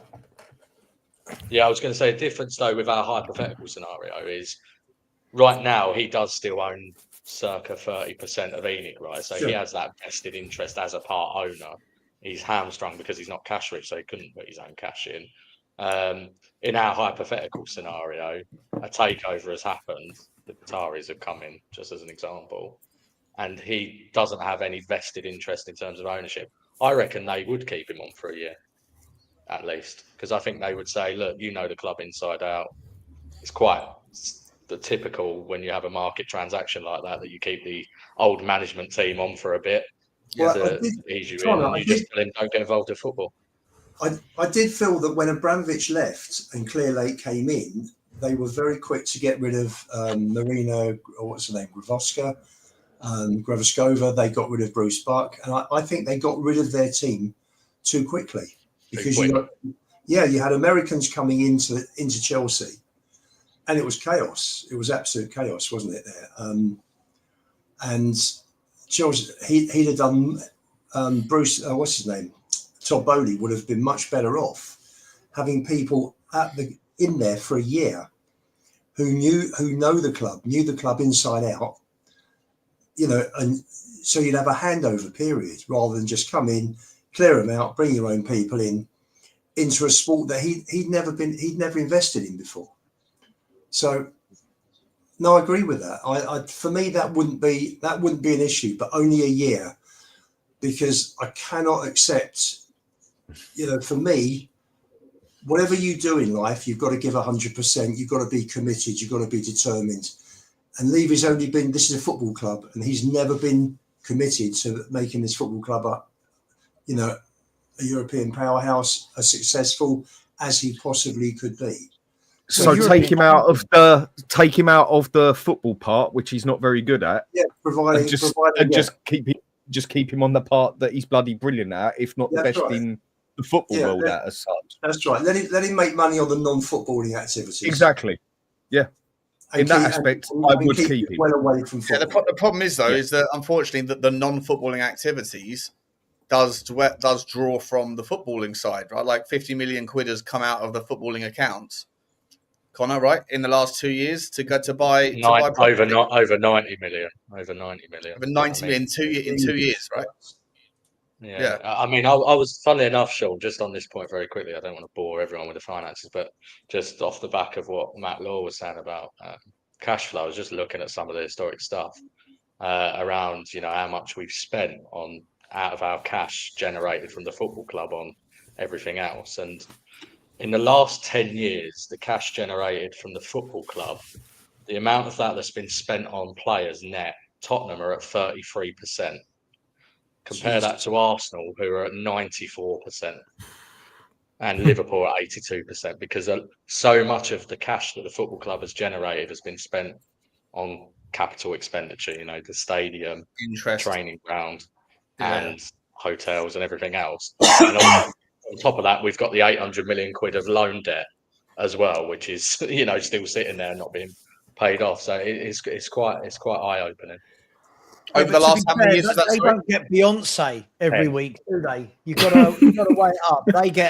They don't get Beyonce and But it's also that's a little bit like, I mean, to be fair, like Arsenal built their stadium in 2002, was it? And it took them until 2008 to win their first trophy. I think that's the rule of thumb. Like so, and they pay down their stadium debt now, or the Cronkies sort of took in the last bit of it and rewrote it. But so like the last 10 years, Arsenal haven't had those sorts of things to have to pay off, right? That's right. Well, what they had was 300 million coming in for the flats that were built on the Highbury. So that was 300 million that obviously Spurs didn't have. Yeah, but Tottenham are building. As I said last night, I'm thinking very much about buying, sticking down a deposit on one of those places. Not because I want to participate in the Daniel Levy retirement fund, but more just because I can't stand. Don't lie, Sean. He's my uncle, and Danny, welcome to the show, mate. Let me just do a couple of super chats, and then we'll get you involved, bud. Frankly, Tottenham, big up to you, mate. Hope you're okay, boss. Tottenham Hotspur was second in the Premier League for most injured starters last season, and then Ange put his chips in the Europa League rather than the Premier League. So finishing 17th is overrated, but never liked Ange's ways. Is that? I'm not sure if is that a statement about us or is he trying to say that we had the second most injuries for starters? Yeah, in our I squad? think he's trying to defend. I think he's trying to defend Ange in the aspect. Yeah, of saying most of the main team injuries. The truth is, Arsenal had the most injuries in the Premier League last season, and yet they still finished second in the table. Yeah, but it's also manipulated stat. Like just because they had the most amount of injured players out that missed a game, like. There's so much more nuance to the injury things. Like how long is a player out for? Where has he played? Who's out at the same time? There's nuance to it, Sam. There's nuance to it, mate. There is. Can we bring this back to its basic form? It didn't matter who was playing. It didn't matter who was injured. The tactics are why we lost so many games. Everyone keeps saying when all the players were fit. Look at the data, pre-injuries, with injuries, then when injuries were back. There's no difference for 66 Premier League games. Yeah, but there is that stat about 75% of the times that the back four played together, they won 80% of the game or whatever it was, 8% of the time. Sure, but then now break down who those wins were against, right? That's relevant. We even agreed earlier that 20. We agreed earlier that 20 of those goals shouldn't have even seen the back of the net. Yeah, clubs have injuries. Clubs have injuries. The difference is most clubs who have injuries don't have god-awful, wide-open, kamikaze, chaotic tactics that B-team players are walking into. So when Bournemouth had way more injuries than us for that 15-game spell and they won like 12 out of those 15, they're well set up, well drilled, a hard-working team. So the players coming in know their roles. Spurs go, Archie Gray. You go and play centre-half. I'll tell you what, fullbacks, don't protect him. You guys bugger off up there. Midfielders, you don't protect it. Sorry, the injury excuse for me I agree. is way too convenient for a two things can be true at the same time. The tactics can have been a massive problem last season, but to sit there and say that, my only point was that when people just say, "Oh, this is the stats, right? This team, or this is the list of teams." Ranked on how many of their players were missing for at least one game last season, and then you see Tottenham third rather than top, then like it's a manipulated stat. Like I think if you really want to figure out the actual impact of the injuries, it's a very difficult algorithm to create, but you have to bake in the impact of the injury and what else was happening at the time, who you were playing against, who was missing else in the team at that same time. Like Tottenham were without three of their starting back four for many games. It's not the same thing as if you've got one centre-back missing, one winger missing, and one, central midfield. When they were all fit, the first 12 games of the season, we lost 40% of those 12 games. Like, did we? Yeah. Okay. Yeah, we lost 5 of the first 12 games when they were all fit. This is the point. I agree with you, Sean. We can manipulate stats whichever way we want. But for me, whatever 11 we played, whoever we played against, I'm watching this going, this is kamikaze. The same goals. Every player we had on that pitch, no matter how different it was the same goals. I agree. No matter who was playing centre half, fullback, goalkeeper, the goals that were going in were exactly the same. Everyone played against us the same way. Look, he's gone. Thank God he's gone. Exactly. We move on. We do. Thank you, Frank. Appreciate your super chat, mate. Tom Whitton, lovely picture of a camel.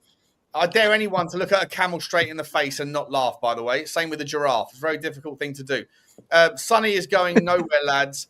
No chances he gives up Champions League for Saudi cash. That will be there when he's 36. Yeah, I mean, you might be right. And again, like maybe we're talking about, like we've got Richie, the little brother. Maybe we've got Sonny, the big brother, that's also not going out. And he's going to tell mum and dad. Because I know we've got cop blocks galore. Unfortunately, we need to move some of these guys on. The rumours suggest, though, Tom, that he's more open-minded to the idea of leaving now because he doesn't want to hang around for a new project. So we shall see. Dan, what do you guys think of Sonny? Sonny was advertising the away kit that's just come out this week. But hang on, one thing, yeah. Has that got relevance? What I've said earlier, a lot of teams are struggling. A lot of countries are struggling with money. Now, for a player like Son, that's a very intelligent buy to make, in my opinion. I think he would sink in the Serie A. Excellent. His pace would come straight back to him because the league is significantly slower. It's a lot more tactical, whatever. But he would basically pace up again compared to what he would in the Premiership. His pace would show again in Serie A. And if someone like Juventus or Inter Milan was able to put, or Napoli, whatever, was actually able to say put 40 million on the table for him in a deal and get him in, they'd get that money back by the end of the day. That would actually be a very intelligent business move to make for a team that is actually struggling with a bit of money. Well, someone in Serie A goes and buys Son. As far as I'm concerned, you're basically buying a free player there because they would make their money back, maybe not in the day. Let's say within the week, they would make that money back on Son. And then the money they would make off of him, there was only two players that have been in that football that could attract more money than Son. And that was Messi and Ronaldo. Apart from that, no one can attract more money than Son. Well, that's why I think Saudi is probably a move for him because they know that he can generate a lot of money from shirt sales because you've got a whole country that he's like the second most famous person in that whole country. It's more than football problems in that area, though, isn't it? At the moment. Well, that's the thing. But you guys were saying it earlier yourself that the Italian league don't have that sort of money to spend on players. So how are they going to come up with that kind of cash? If they could come up with that sort of cash on the side, like I'm saying, they could pay that back within the week just off of bloody shirt sales with someone. Or just do a player swap, right? We'll take you can have Sonny and easily. We'll take and then the amount of excess money that he would bring in over a season, all those people that when you go to Tottenham, that over half that stadium is from his place, but from South Korea, that would all then move over to Italy. For me, that would be an extremely intelligent buy to make. Devastating part of my weekend ruined because I love seeing those ladies walking around in the middle of February. It would be like getting a free player and then getting paid for it within very quick time, in my opinion. Dan, I hear Juve are not short of money, so they're the one. Juve are about the only one that ain't under the floor at the the Even Atalanta with their players. Napoli ain't doing well. Inter are right up shit street.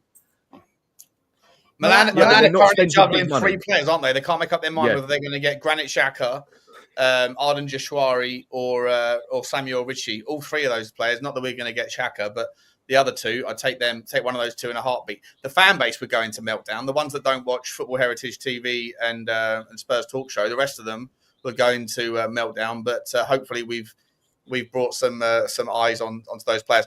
Blaine, big up to you again, mate. Off topic, but the court filings against Sir Jim Ratcliffe is for 11.1 million.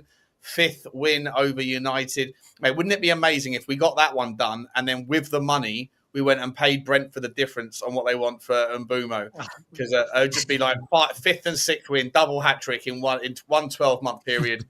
And then Man United fans, we're Manchester United, you can't do that. Yeah, we can, because we're Tottenham Hotspur. And Daniel Levy is Daniel Levy. How about that? Be good. Thank you very much, Blaine. Appreciate you, mate. We'll see what happens. I wish I could say that, Sean, but I don't think I could ever say that about Daniel Levy. What do you mean? You can't give the guy a pat on the back for doing a sixfer over. I'm saying I would, but I'm saying that I don't think we'll ever see that.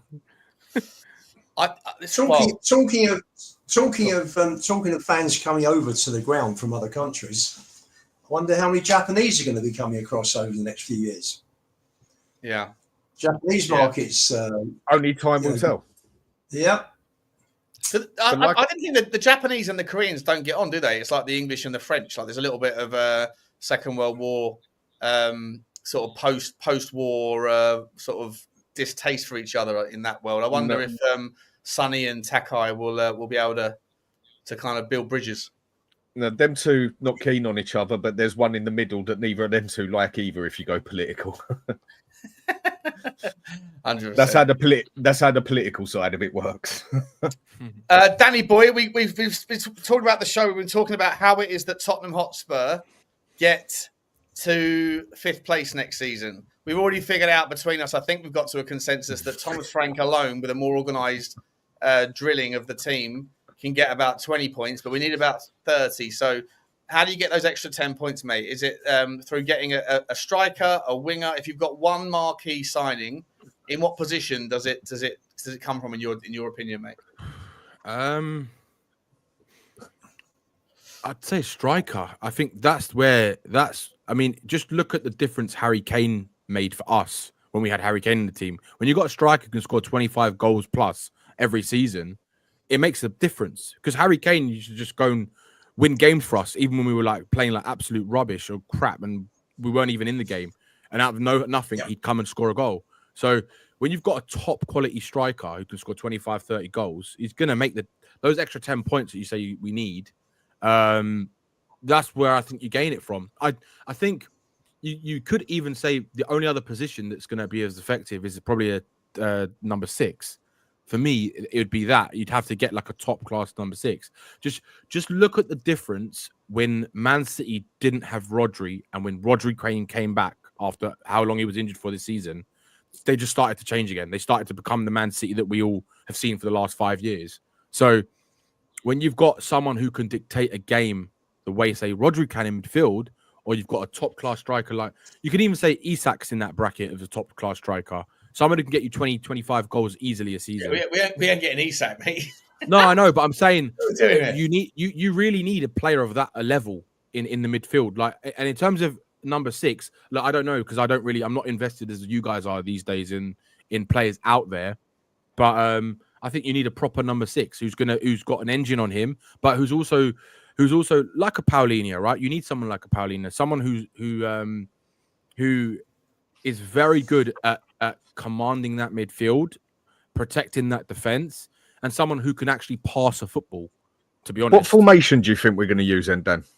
Because if we're using 3 at the back or 5 at the back, we don't need a DM. Yeah, I think what Savage just said is the main formation we're going to go for, 4-2-3-1. But I think he will switch it up. I think he's going to switch it up every so often. And a lot of it comes down to the formation we're going to use, doesn't it, basically? Well, I think what's going to happen is I think Frank's going to see what the players are like. So in pre-season, he's going to start making his judgments, see what they can do, see if he can what he can coach into them, right?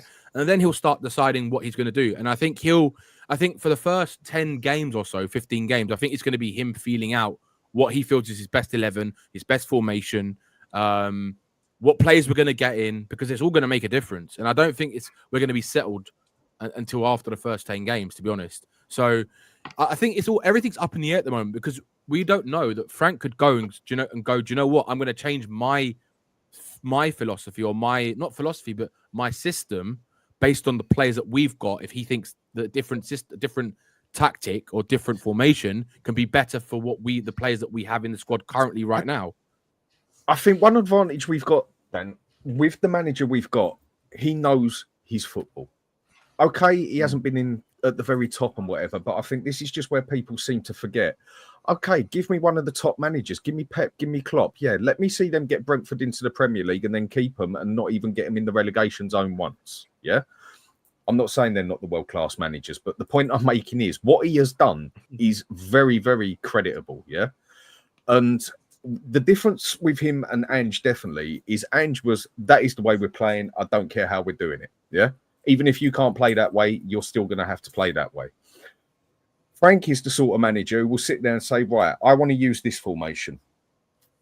But to get the best out of this team, I'm going to have to go to that formation and then in due time get my players in so I can then use that formation because he's got the football knowledge to do it. And he isn't so far stuck up his own arse he can smell yesterday's dinner that he will be quite happy to go and do it. And then in due time get the players he needs to get in.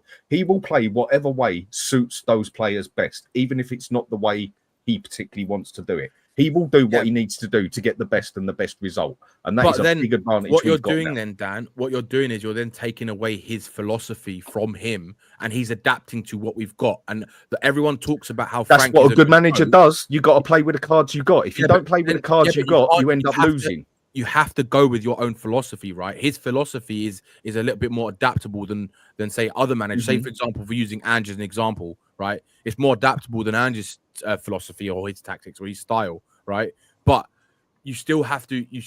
If he's going to completely go away from his own philosophy to suit what we have, then he's not essentially.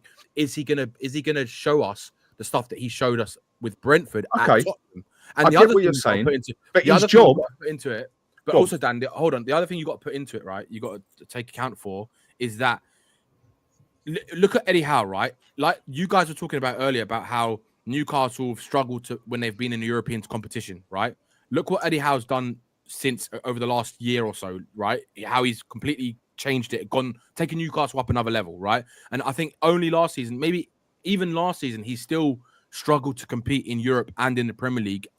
But towards the end, when they got knocked out the Champions League, they were able to kind of start coming back and start being more consistent in the league, and then they focused on the League Cup, right? You got to remember that Thomas Frank, he hasn't managed. I was just thinking the manager's name. He hasn't managed a team of this caliber where he has more pressure on him and higher expectations.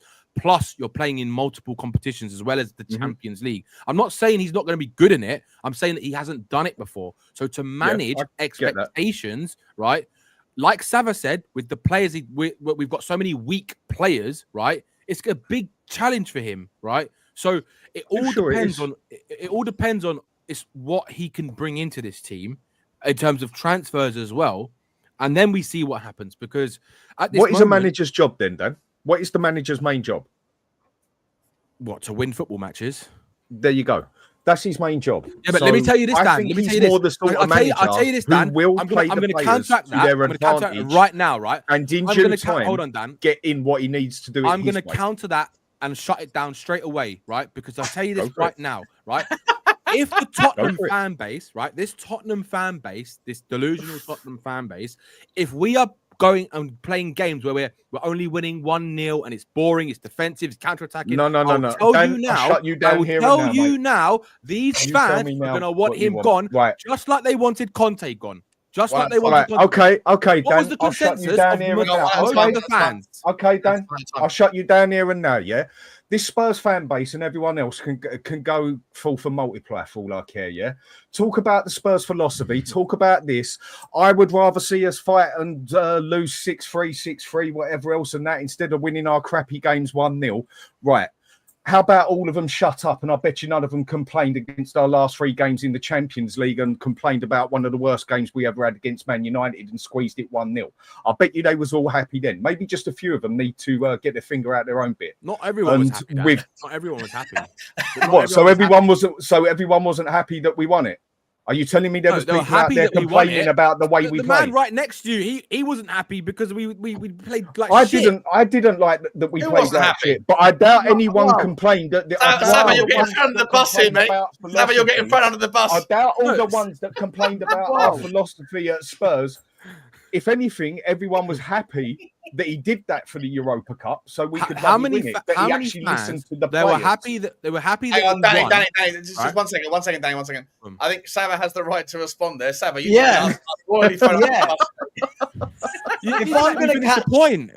If I'm going to catch stray bullets, was I happy with Ange and the style of play we played? God, no. Was I happy we won it? Absolutely, we had to win it. Yeah. So I don't know why you're. That's what I was going to say, but no, I didn't get my chance to finish. Danny, I'm going to help you out in this YouTube world, my friend. I know you're a bit rusty, but I'm going to help you out. You know, have your own opinion, feel strong enough that you don't need to use a bigger channel to back up your idea. That's all you've got to do, mate. Now your ego is going over above your head because it's got nothing to do. It's got nothing to do with a YouTube channel. Let's I'm be joking. real. I know you are. Just stop bringing You're stop rusty, bringing Dan. me You're in. rusty, Dan. I know, I'm rusty. Stop bringing me in. Stop bringing me into your little I'm argument. trying to use Nothing to do the with me. point, Sava. If I got the chance to finish my point, right, then it actually would have made more sense, right? Sean, let him land. He wasn't letting me. No, I don't want to land a plane. I want to just talk. Danny, you joined the stream 25 minutes ago, and you've been talking about 1 point for the last 25 minutes, mate. What are we doing here? Land the It's not fucking me that plane. brought it up. It's Dan that brought it up. Land the plane. I don't like to land planes. I like to land points. Unlike What I'm saying is, Dan, who you didn't want sacked. I completely disagree with what you said, Dan, because the fans did exactly the same thing when Conte was sitting there in fourth position in Champions League spots, and all the fans couldn't stop moaning, right, that were playing shit football. So the same thing is going to happen with Thomas Frank, and I guarantee you that. I'll make a bet with you right now that if we're playing shit football, right, and this fan base is going to turn on him quite quickly. Mm-hmm. I'll make a bet with you. I'll make a £20. Okay, right. And let me counter that one. Hang on, let me counter that one then. And seeing as the majority of the fan base was still going there when we was getting absolutely slaughtered left, right, and centre at home, yeah, let them moan as much as they want. If we're higher up in the table, even if we're winning games 1-0 or whatever, let them whinge and whine as much as they want, because Levy's going to be sitting there saying, "Sweet, we're further up the table." Levy ain't going to give a shit.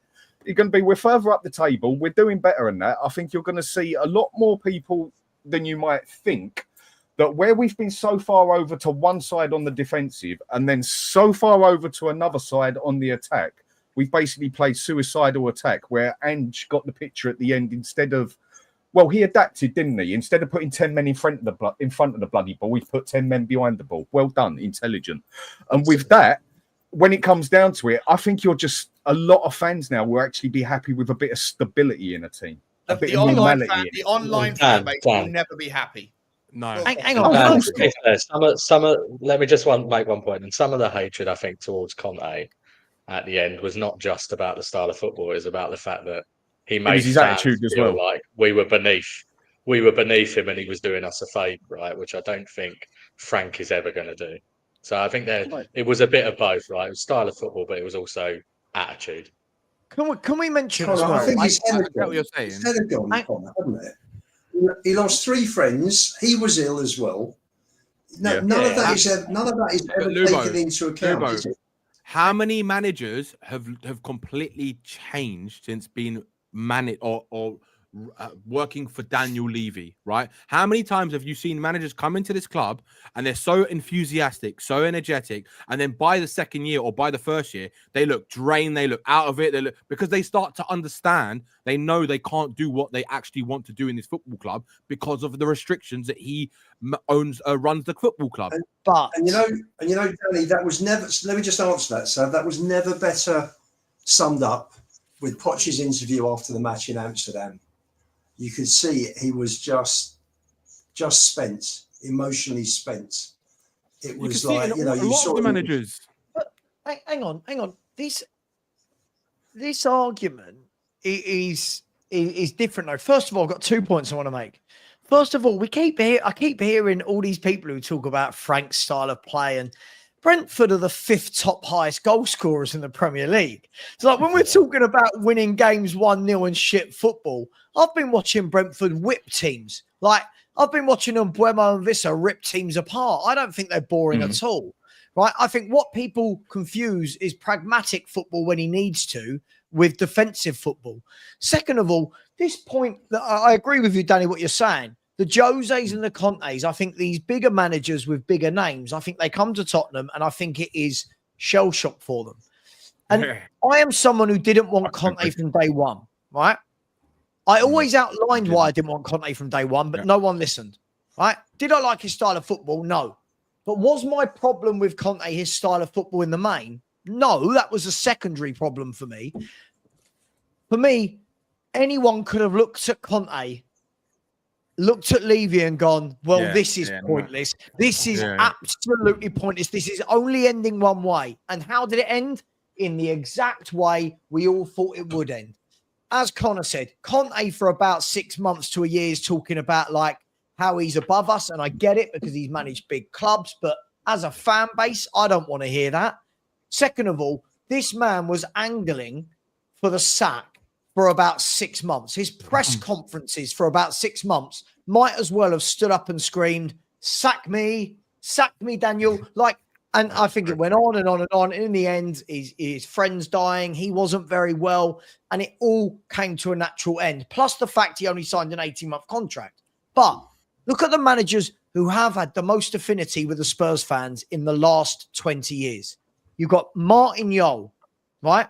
Who was a man that hadn't managed big football clubs, right? That did get us, unite us as a fan base, build a good football team that was solid, could defend, good going forward. And Lasagna Gate and all that aside, very unlucky to not get Champions League. Then you look at the next one, Harry Redknapp, who was here for 4 years, right? Again, came from clubs, weren't big clubs, hadn't managed big egos, comes to Tottenham, builds a good team, unites us, we're playing good football, we're good defensively, yeah? And he always looked happy. You know, Harry, happy Harry. Poch, again, comes from Southampton, hadn't managed big teams, hadn't managed big egos, he's here for 5.5 years, united us, good going forward, good at the back. We've got that again with Frank, the same character. Yet all the people that didn't want Anne sacked immediately have gone on the attack of Thomas Frank rather than actually, if you were doing a business case study, and sorry for the rant here, I'm doing a Danny Kiriakou, I will land though in a second, right? If you were doing a business case study, all the people that just go, he's not a winner. Well, I understand he's not a winner. Neither was Poch when he joined Tottenham. Neither was Harry Redknapp. Neither was Martin Jol, right? Neither were most managers until they were. But what he has done is got an excellent track record, right, of developing footballers, coaching teams, very good with the press, right? His teams score goals, right? He gets players who are absolutely nobodies. A couple of years ago, no one would have wanted Mbeumo and Vissa. Now, the fan base is in meltdown because Mbeumo's not going to Spurs, he's going to United, right? That's now our manager, right? That's our manager. And everyone going, this guy, he's shit, he can't cope, he's only managed a mid-table team. I think we've got short memories of our history. We've got very short memories, mate. It's not just short memories. I think the reality is the fan base are not ever, and I say this 1,000 times, I say it to you, Lubo, in the past, I say it to most people in the Levy outside, that they don't look at the things that are happening outside of Tottenham Hotspur and consider what's going on there. I just got a tweet here that Adrian, I don't know if you're watching Adrian, but shout out to you. I hadn't seen this. This is from Kieran Maguire, right? He said, this is from yesterday. The Premier League PSR rules are about as fit for purpose as a chocolate teapot. Yeah. Chelsea Football Club Holdings made a profit of £128 million in 23-24 after selling the women's team to itself. The parent company, Blue Code 22, which owns the men's team, the women's team, and Strasbourg, made a loss of £430 million in the same period, as they cannot include intra-group transactions in the group accounts. Richard Masters keeps a straight face and says Chelsea haven't broken any rules because the rules on these types of deals are full of loopholes. Like, I've been saying this for as long as I've been in the, as long as FFP's been around and PSR's been around. Like, the loopholes are insane. And if you have those sorts of teams that you're competing against that can do that blatant bollocks, whereby it's not just Chelsea, by the way, Blueco, part owners of Blueco is Trip Smith, who's about to take over at West Ham. Part owners of Clearlake Capital, or investors in Clearlake Capital, which is the other side of the Chelsea owner, are the PIF fund, which own Newcastle. Like, the amount of, like, the fact that you're not allowed to have two owners in the Premier League, or one owner that owns two clubs in the Premier League, but the fact that you can have it if they're one standard deviation away from the ownership, it's an absolute disgrace. And Tottenham Hotspur fans are not interested in any of that noise. They're not interested in any of that context. They will judge Thomas Frank on whether or not Thomas Frank gets us into the Champions League. If he doesn't, or wins a trophy. If he doesn't, he's a failure. even though we are batting against the most outrageous amounts of rule breaking, rule bending, whatever you want to call it. We have, and that's what I said in my video earlier. Like, unfortunately, Daniel Levy in it, whilst I appreciate and respect the fact that they want to do it organically and sustainably, and it's impressive and all yada yada yada, at the end of the day, the game is so broken, the game is so gone, that at this stage, I think that we need, or Daniel Levy in it, needs to kind of either get on board it and start to operate within the dark arts. I agree with that. Or move on. Sean, that's why our model is so wrong, though, because we're not only not doing any of that stuff, we're then also using the money the club generates to pay for properties and stuff as well. Yeah. So we're not even making the most of what we make ourselves. Yeah. So let alone doing all of this creative. And look, you're right. PSR is obviously a load of bollocks, right? Yeah, of course it is. And there's loopholes left, right, and centre. The UEFA rules are better, but they also don't work because then UEFA give silly little fines out that top bowler goes, there you go, and give you 3-4 years to settle. So yeah, they get extra money in their pocket too, probably. Yeah, they're just corrupt. So, when you know someone else is winning, and they are winning because they are cheating, that is why they are winning, because they are cheating. As far as I'm concerned, if you want to keep up with them, start cheating as well. Yeah, exactly. Whatever way you want to do it. It's the only way you're going to do it. If you want to be as straight as a bloody ruler, that's up to you. 100%, right? But the ironic Thomas thing Frank shouldn't. Sorry, just real quick, Connor, and then I'll let you come in. Yeah. Thomas Frank, the fan base will be split, right? I said this before. It's already split. It doesn't matter what happens with Thomas Frank's not going to win 10 out of 10. The second that he loses his first competitive game, whether that's the PSG final or whether that's the first game of the season or the 10th game of the season, you'll get half the fan base that will turn on Thomas Frank, and you'll get the other half that will turn on Daniel Levy.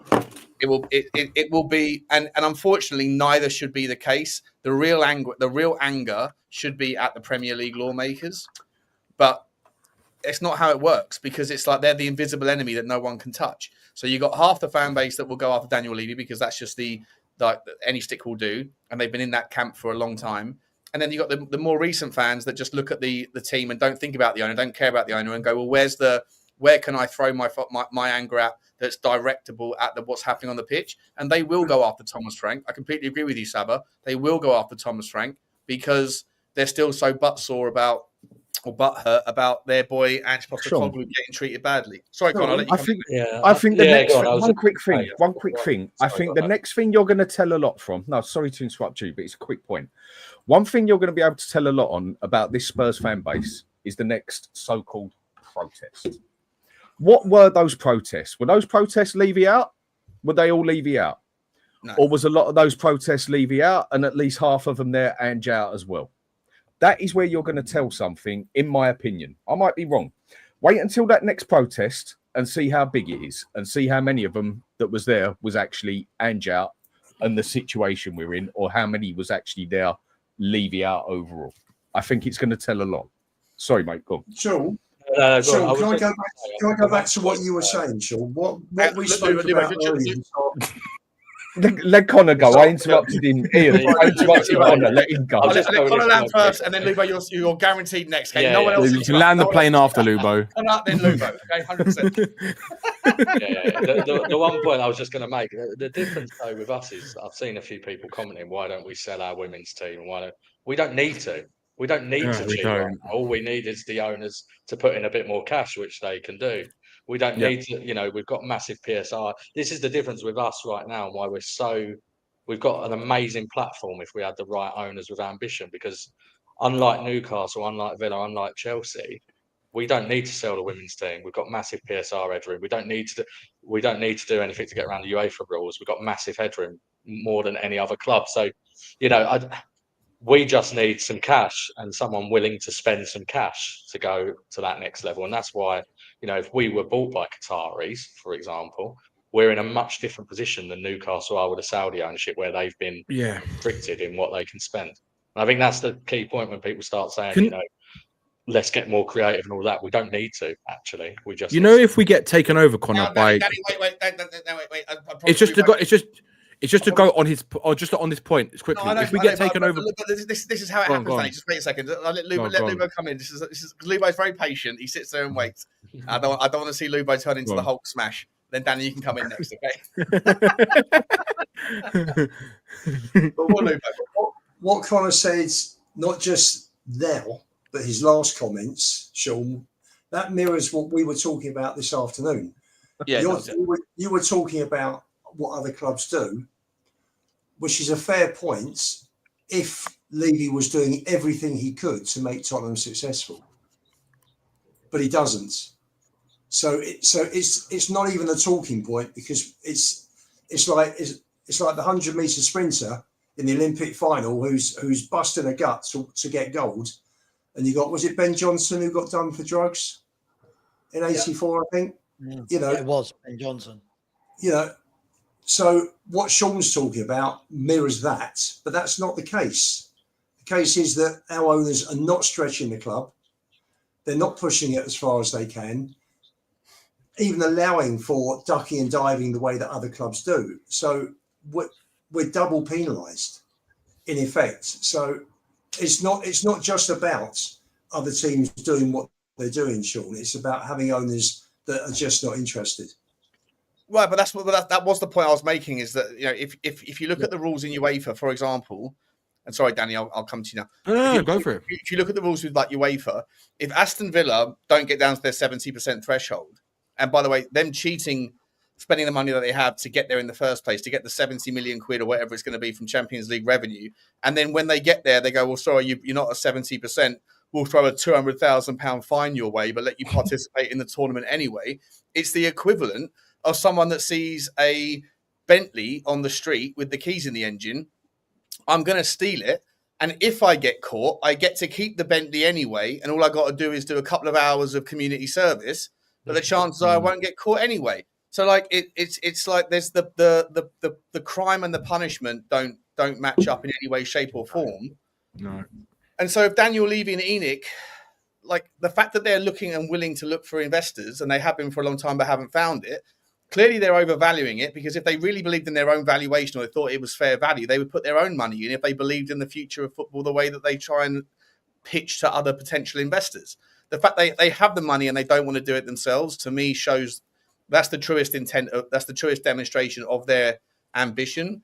And on that basis, the fact that the rules are not going to tighten anymore, the fact that they had the chance, the Premier League lawmakers had the chance a couple of weeks ago to change the rules around third-party hotel sales, all that stuff, and they didn't take it, then to me, it shows you that the rules are never going to be closed. And so unless Daniel Levy and Enoch want to get on board and play in the world of ambition, then it's time for them to hand over the reins to someone who does. Yeah. Sorry, Danny, go on, mate. No, that's right. No, it's actually add-ons to the point. Do you not think then that the people like the Premier League and these kind of corporations, they're going to earn something from it by not changing these laws or these rules financially? Because what's the reason they don't change it? Because they find that PSR and FFP is in order to change any rules of the Premier League, you have to have 14 votes in favour of a change, right? And so if 7 people vote against, then it means that they're not going to change anything. Now, when they get together and they discuss these things, before they put it to a vote, they obviously get a feel for whether it's worth putting it to a vote in the first place. Now, for it to be worth putting it to a vote, you're probably going to think that at least 14 or 15 people have said, no, this isn't right, let's change it. The fact that those things didn't even get to a vote suggests that at least half of the team's owners in the Premier League think that the PSR and the FFP rules are restrictive, and so tightening them is not going to get them anywhere. And so they said, fuck it, let's leave it alone. And basically, because more of those clubs basically know that there's loopholes that they can go around to basically go against PSR, and that's why they don't. That's why say 7 clubs say they don't want to have the rules tightened because of that reason. And it's like the other thing is PSR actually. Sorry, just on that point as to why don't the other clubs vote to tighten it more. If you look who's in a strong position from PSR, with the exception of Chelsea, the strong position is the biggest clubs actually, and it would be more likely those ones who are lower in the league that would end up getting fucked if the rules got tighter, because they don't have the revenue to support where they are. So that it's almost the turkeys voting for Christmas if they end up voting.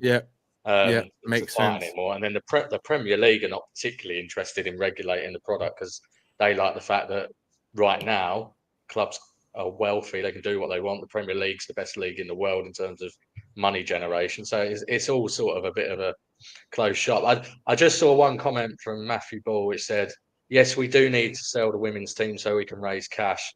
We don't have liquid cash. We only have assets worth cash. Just to be clear, most of these clubs, when they're selling the women's team, are effectively selling them to themselves. So it's they're just using their own cash to. So that doesn't really. We could just do that anyway. But that I was going to say, it kind of leads on to the point I was going to ask you before, Connor. Is that and for you, Sean, if Enoch wanted to invest money into Tottenham, right? Because we know that they don't really invest money into Tottenham. They haven't done. If they wanted to, can they do it legally without like breaking any laws or any rules, or do they can? So is there a certain amount, if they wanted to, they can pump into the football club to be allowed to be used for transfers and wages and this kind of stuff? Yeah, Daniel Levy, if you want it. Sorry.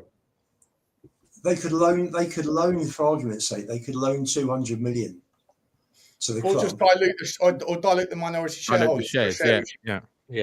But that's what they've been doing for 25 years, diluting people like myself, our percentage. Did you get a vote? Did you get the chance to vote on that, by the way, Lubo? No, we never get.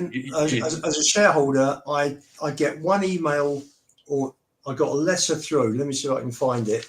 Don't worry about finding it. It was just a quick question.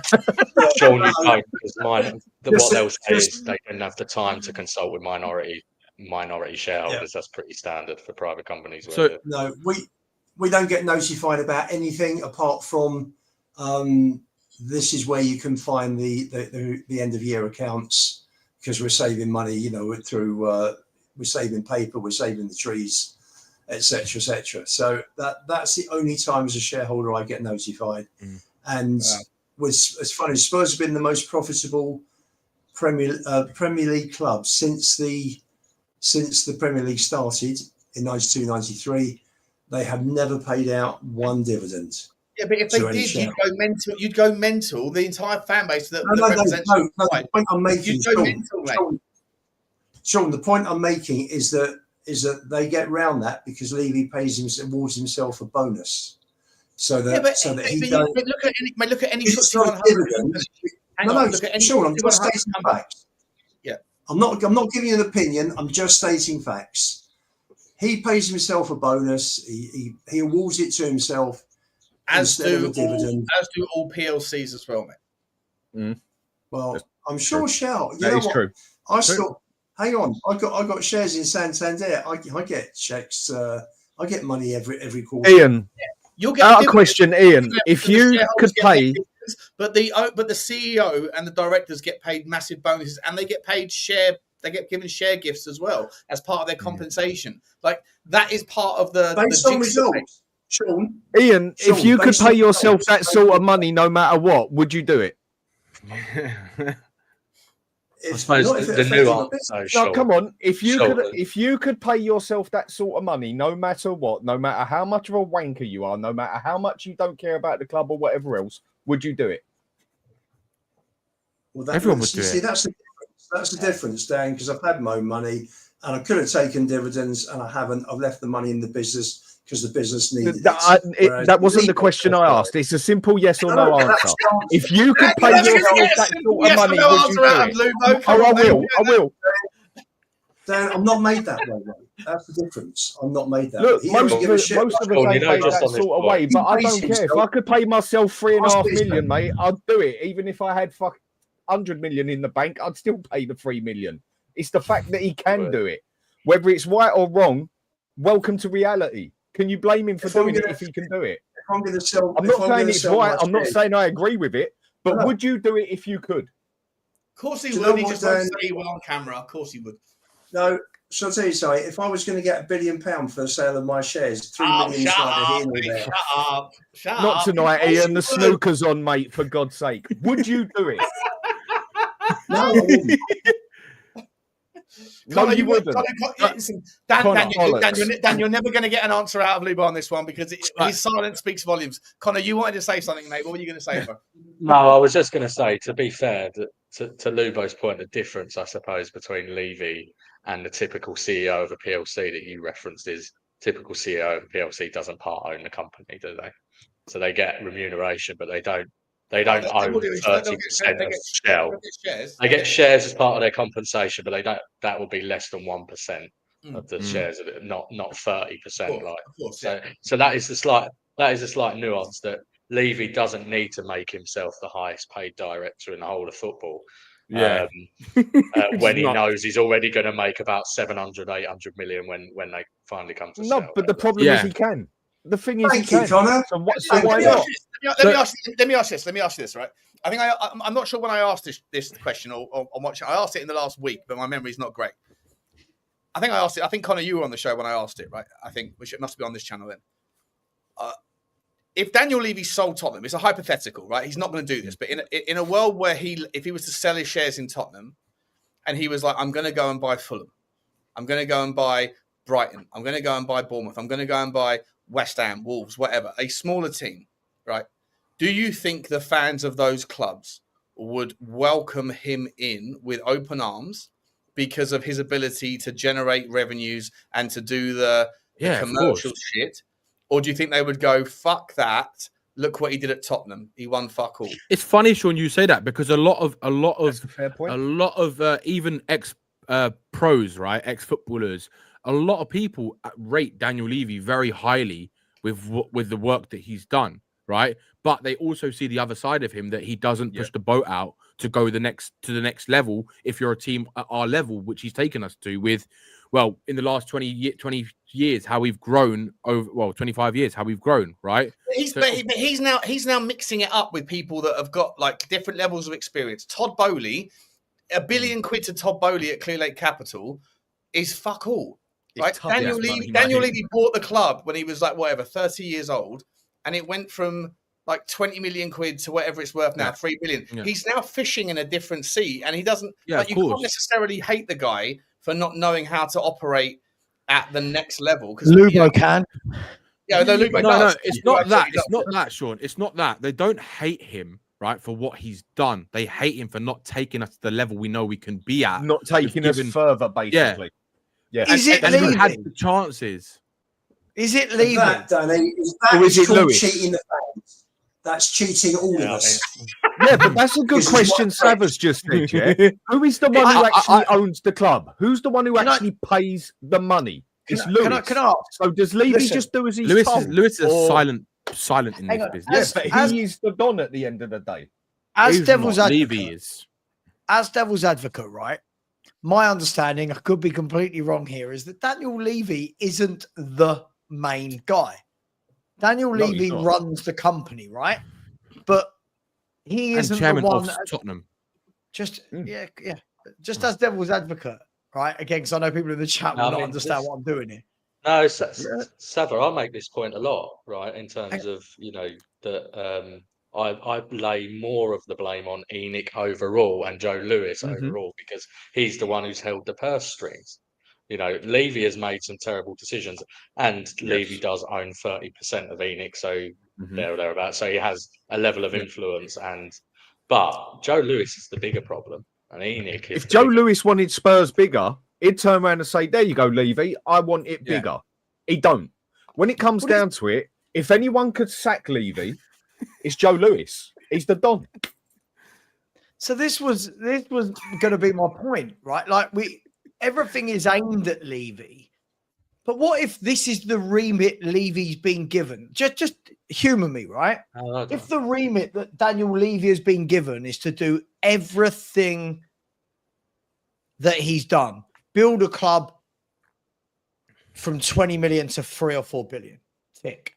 Build a club with the best stadium in world football, tick. Build a club that can host boxing, NFL concerts, tick. I'm just saying, hypothetical here, lads, right? Imagine Levy has been given that remit, right? And he has delivered on that. I think the remit Levy would have been given. Go on. Spit out, Sav. Well, yeah, but the thing is, you got to be just not so quick to jump in. At what So, go on. point? At what point do we turn around and say, okay, this is now, like Dan said there, this is now where Lewis needs to jump in and turn around and go, right, I'm not happy with how things are. I'm changing the remit. I don't know, by the way, I'm playing devil's advocate. I don't want Levy here. I'm just trying to find a middle ground here that we always turn around at Lou. Whilst Daniel Levy's here, nothing will change. Whilst Daniel Levy, if Daniel Levy's been told to do that by his boss, hasn't he done what he's been told to do correctly? Maybe the finger's been pointed. Lewis is happy, Sav, right? Lewis is happy, right? Because he's going to walk away. Sure. Yeah, his mantra to Levy would have been, look, we are buying this as an investment company. I want to maximise our return on our investment. And he's going to walk away with less investment into the club too, with the least amount of investment into the club, with them pumping their own money into the club. Precisely, yeah. The interesting thing is, Sav, to your point about Levy, being a man that was, when Enoch first took over Tottenham, Levy didn't actually receive his salary from Tottenham. Tottenham used to pay a fee to Enoch, who then paid Daniel Levy. That was the way it first worked when it was first set up. It then happened, I think, because Tottenham, obviously the Premier League grew so much, and then Tottenham, as a result, got so much bigger that Levy then that was his sole role at Tottenham.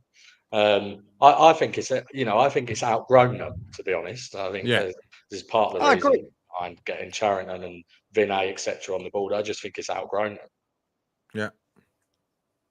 I think as well. I don't think they expected the club to be at the level they're at now, and what has happened, say, in the last 6 years, just for example, on the football pitch.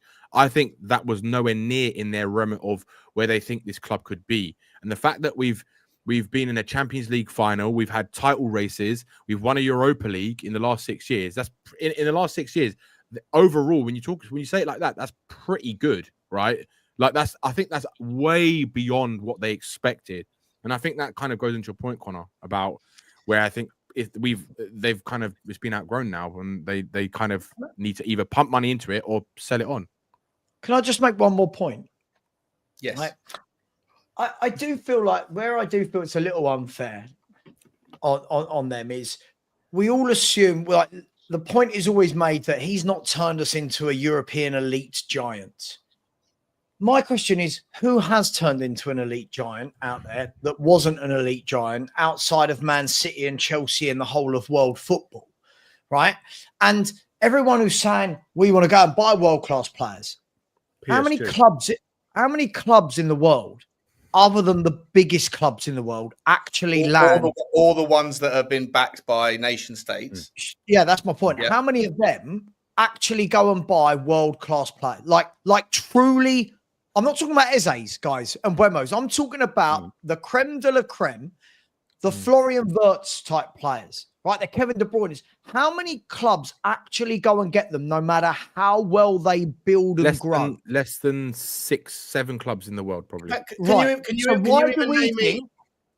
on, Sean. Let me know this point. I think you're like. So why do we think then that Tottenham should be at a point where we can attract those players? At what point do we think Tottenham Hotspur are that attractive compared to the Cities, the Uniteds, the Bayern Munichs, the Madrids, the Barcelonas? Do you know is Leipzig an example of a team that were sort of nowhere? And that are now a major. Well, but like I say, but if you take PSG were nothing until they were nobody. They were the beneficiaries of nation state money, right? State, yeah. So like you take that. PSG. Yeah, go on. Sorry, go on. If I can finish my point. So because I like, what I love is when people in the chat say things like, "But what you're missing is," I'm not missing. Just so you know, Skunk Works. My point is, my issue is that Daniel Levy never kicks us on to a point. Right? Correct. I'm also a sensible enough football fan to know that there is a limit to what we can do. There's a limit to what 99% of football clubs in the world can do. It doesn't matter whether we could win the league this year, right? And then go and compete with Arsenal, Liverpool, Chelsea, City for a footballer. That footballer, 9 times out of 10, is still picking those clubs over Tottenham, no matter if we've won the league or not.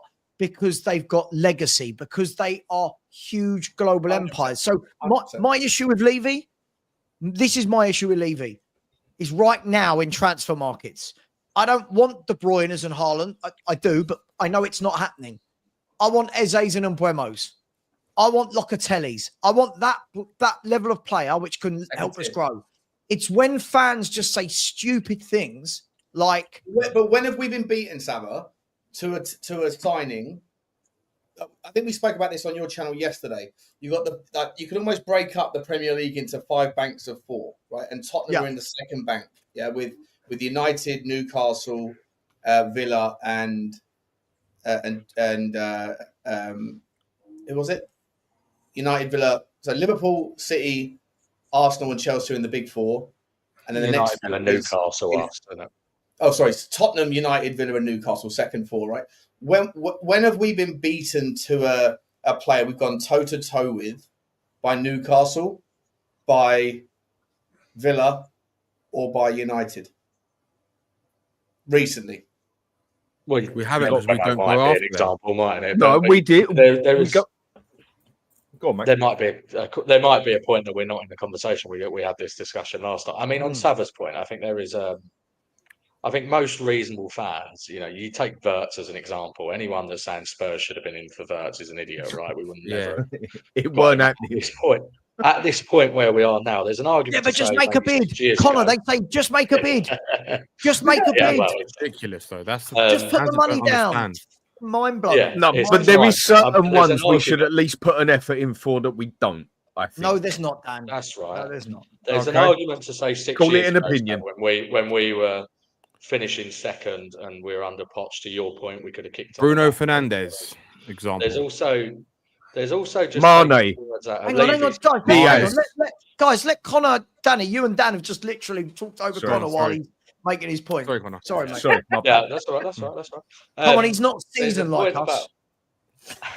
There's a point about practicing what you preach, right? Levy said when we moved into the new stadium, his words were that this is going to put us amongst the European elite and we'll be able to dine at the top table for signings. Yeah, that hasn't happened, has it? So you can't come out and make statements like that, or make statements like we want to win the Champions League and win the Premier League. That's why fans get frustrated, because they see the platform that we've now got, which is some credit to Enoch and Levy for. But we haven't taken advantage of that platform. And now we're in the position, because we've gone backwards, we now can't take the advantage of that platform without serious investment. So that's where we are. I think also... Did he actually say we're going to be dining at the top table, or did he say the stadium's going to be a game changer? Yeah, he said we're going to be a game changer. The stadium has been a game changer. If you look at the amount of money we spent in the last... Yeah, but he left it open-ended, right?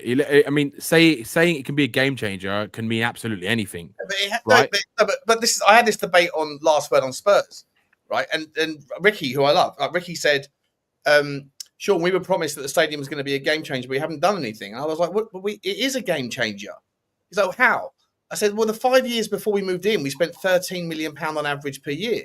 The 5 years since we moved in, we spent £112 million. To be fair, it's just we've spent it on crap. But that's different. The game changer isn't a fucking. No, I'm agreeing with you. The game changer isn't a fucking like a wisdom pool. No, I think it's a stadium that generates money, and it generated money that has been used to spend 9 times the amount of money it was in the 5 years before. So when people say the stadium is supposed to be a game changer, it was, but there's two other things that are not being factored in here. One, the inflation in the price of talent has superseded the ability for us to generate that money to pay for it. £50 million gets you 2 years ago. It got you a bang average player. £50 million now might get you a bit more quality, a bit higher up there, that kind of market. But the second thing is that if everybody else is just flagrantly breaking the rules or dancing through the rules where it doesn't matter anymore, then Daniel Levy can't really be chastised for those two things. He's not responsible for the amount of money that's floating around the economy, and he's certainly not responsible for Saudi Arabia that came in and changed the game, nor is he responsible for the fact that the Premier League lawmakers can't create a set of cohesive rules that are enforceable. Those things are not Daniel Levy's fault. Daniel Levy said the stadium will be a game changer in generating wealth and income to spend. Yeah, but I agree, Sean. I agree with that, because that's the thing. He left it open-ended, right? He didn't say like basically say we're going to go and buy the best players in the world. He never said that once, right? Even Sure. in the statement end of the season, he never said that, right? But he did say, look, I think anyone is stupid to see that this stadium isn't a game changer, right? I think you got to be delusional to think that it's not, because look at the amount of, like you said, the money we're generating now. I think it goes on to Dan's point, which is the problem is that we've spent money in the wrong places, and when we could have spent it on the quality players, we've decided not to do it, right? So you could, and also I think it does, and I don't care what anyone says, wages means everything in football these days, because too many players chase the money, and that is the fact of reality of modern football. Unfortunately, it's not, because if it was, everyone would be in Saudi Arabia. I agree. No, that's a bit different. That's different. That's different. You can't use Saudi Arabia as an example. That's stupid. Hang on. Right, Lubo, go on. Can I ask Connor in terms See, of Lubo's about how to get Hulk smacked. Lubo's about to get Hulk smacked, wasn't he? I just want to ask Connor, just harking back to what Sean was saying about prior to the ground and since the ground. Prior to the ground, were we, in terms of the big six, were we way down on what the others were spending? And since you've had, because you've got transfer inflation that was initially kicked in because PSG went mad with Neymar and then Mbappe, and obviously everything after that raised substantially. Are we now, how do we sit amongst the big six in the 5 years prior to the ground and since COVID? So say the last 4 or 5 years. Yeah. So I mean, in terms of net spend, Sean is right. In terms of the 5 years pre moving into the stadium, our net spend was only about 13 million quid a year, which, I mean, one could, before we get on to posts, we could just say that was way too low. We had the transfer windows where we didn't sign anyone. That was so much lower than everyone else that it was ridiculous, right? So there is a point about, your comparison point is poor because it was too low then, arguably. But nevertheless, since we've moved into the new stadium, net spend's gone up to about £130 million a year. So they have definitely ramped up transfer spending. And how does that compare? How does that compare with the other big five, Connor? That 130 in terms of net spend, since we moved into the new stadium, we'll be there or thereabouts with sort of. So I think I'll save you the trouble, Connor, if you're not familiar. No, we're above Liverpool. We're above nobody Liverpool. else in the top six that has spent on average 9 times more in the last 5 years versus. But you're comparing against a really poor, as I say before. So in terms of absolute, our net spend is below Chelsea's, below United's, below Arsenal's, but above Man City and Liverpool's in that period. Okay, so that gives you a sense as to where we are. So we're there or thereabouts in terms of net spend. What we aren't there or thereabouts is on wages, as we all know, and we've spoken about the wages, and that's part of the reason probably why recruitment's been so bad, because we spend on we spend on an Odebert of £35 million, but he only demands 25k in wages if you signed a £35 million player, which is why we signed him, 150k. Because we were early on the draw on pivoting to what is now a global common theme, which is you go after younger players, which everybody else is doing now. So Daniel Levy wasn't the groundbreaker on that tradition, but he was certainly ahead of the curve. And when you buy young players, they don't earn 250 grand a week. Everybody else is partly true. It's partly the difference of buying constantly young players and then adding it with quality as well. That's what we don't do. You should be having quality. James Maddison wasn't quality. Solanke you should be having quality. James Maddison, then adding the young players. And that is the problem we do. One advantage we do actually have in due time, I think. Hang on a second. One thing we do have as an advantage in a good 3 years, 4 years, it is that stadium. He built that stadium at the perfect time, because to build that stadium now, that ain't a 1 billion stadium. That's a 2 or 2.5 billion stadium. The way the prices have changed after COVID of everything, even down to people working. Man U basically need to rebuild that stadium. That is going to be a 3 or 4 billion pound stadium to rebuild if they want it Old Trafford up to date. Liverpool have to keep having to. Chelsea ain't going to be able to keep up with it forever by buying the little players and selling them off because they're not bringing in the same money through winning the stuff that they did. Man City, they have to be careful because of the money that they bring in.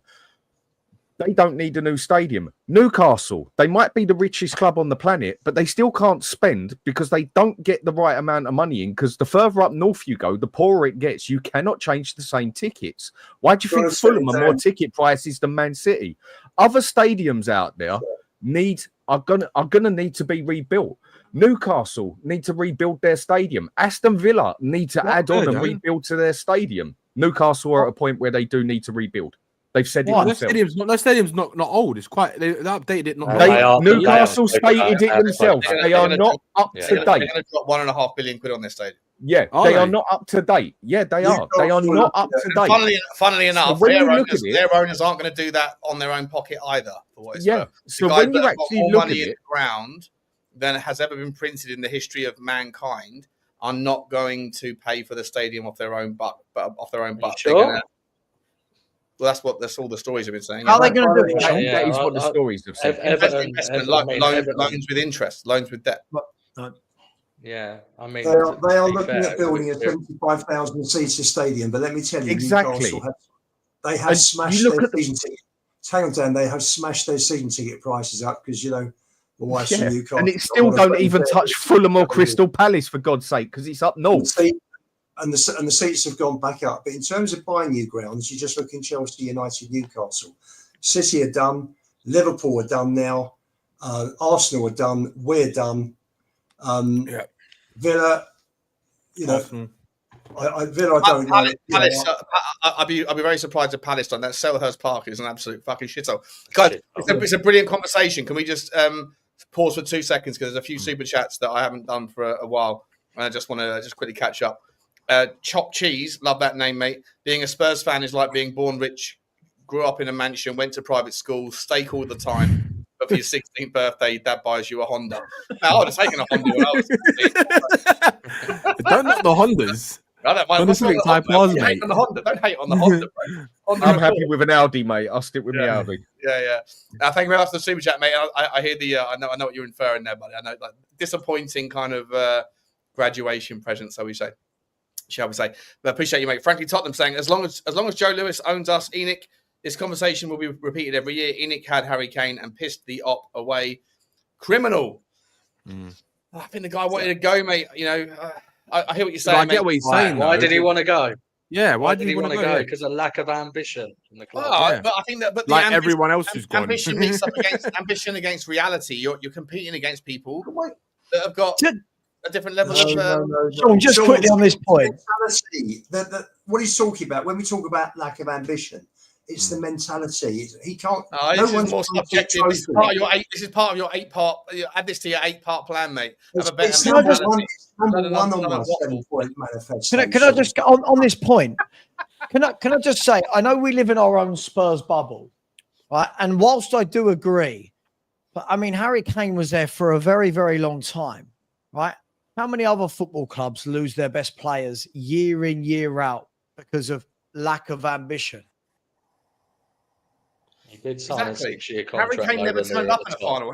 Harry Kane was at 5 finals in Tottenham's career. Never turned up in any of them. Yeah, I agree. Never turned up. See, I blame him for different story. Sorry, carry on with your super chat. Sorry. No, there's only one more. Appreciate you, frankly, mate. Appreciate you, buddy. And the 2 Mark Show, big up, Mark. 2 Mark Show cookie, apparently. Great show, great panel. Appreciate you, mate. Yeah, it's been a long show. I don't know how much time everyone's got left, but I just feel like this story can keep on going. If you want to keep on going, we can keep on going. I don't mind. If everyone wants to jump off, we can end it. But I'll let you guys get back to your debate, and I'll just jump. Look at this on a match day. Yeah, right. The highest earners on a match day is Real Madrid. I mean, we know that. Then it is Paris Saint-Germain. Then it is Spurs. Then after that, it is Arsenal. Yep. Okay. Then after that, more than Arsenal now. Yes. Then after that, well, look at the tickets and then look at the excess stuff we sell in there, even when it comes to selling our own beer and everything. Bayern Munich are 5th. And then it goes on to Man United. We make more than Man United on a match day, for God's sake. We make more than Barcelona, who are 7th. Liverpool are 8th, and City are 9th, and then 10th. I think Man United make the most in match day of anyone. I think no, they don't. They really don't. What you've got to understand. What's the point? What's the point to you reading that out? What's your point? I'm just saying the amount of money we actually make on a match day, yeah. Sure. And the bigger clubs struggle to keep up with us. Why? Even though they're massive, they're up north. And the further up north you go, whether it offends people or not, like it or lump it, the poorer it gets. The money is in London. And that is all there is to it. London controls this country when it comes to money.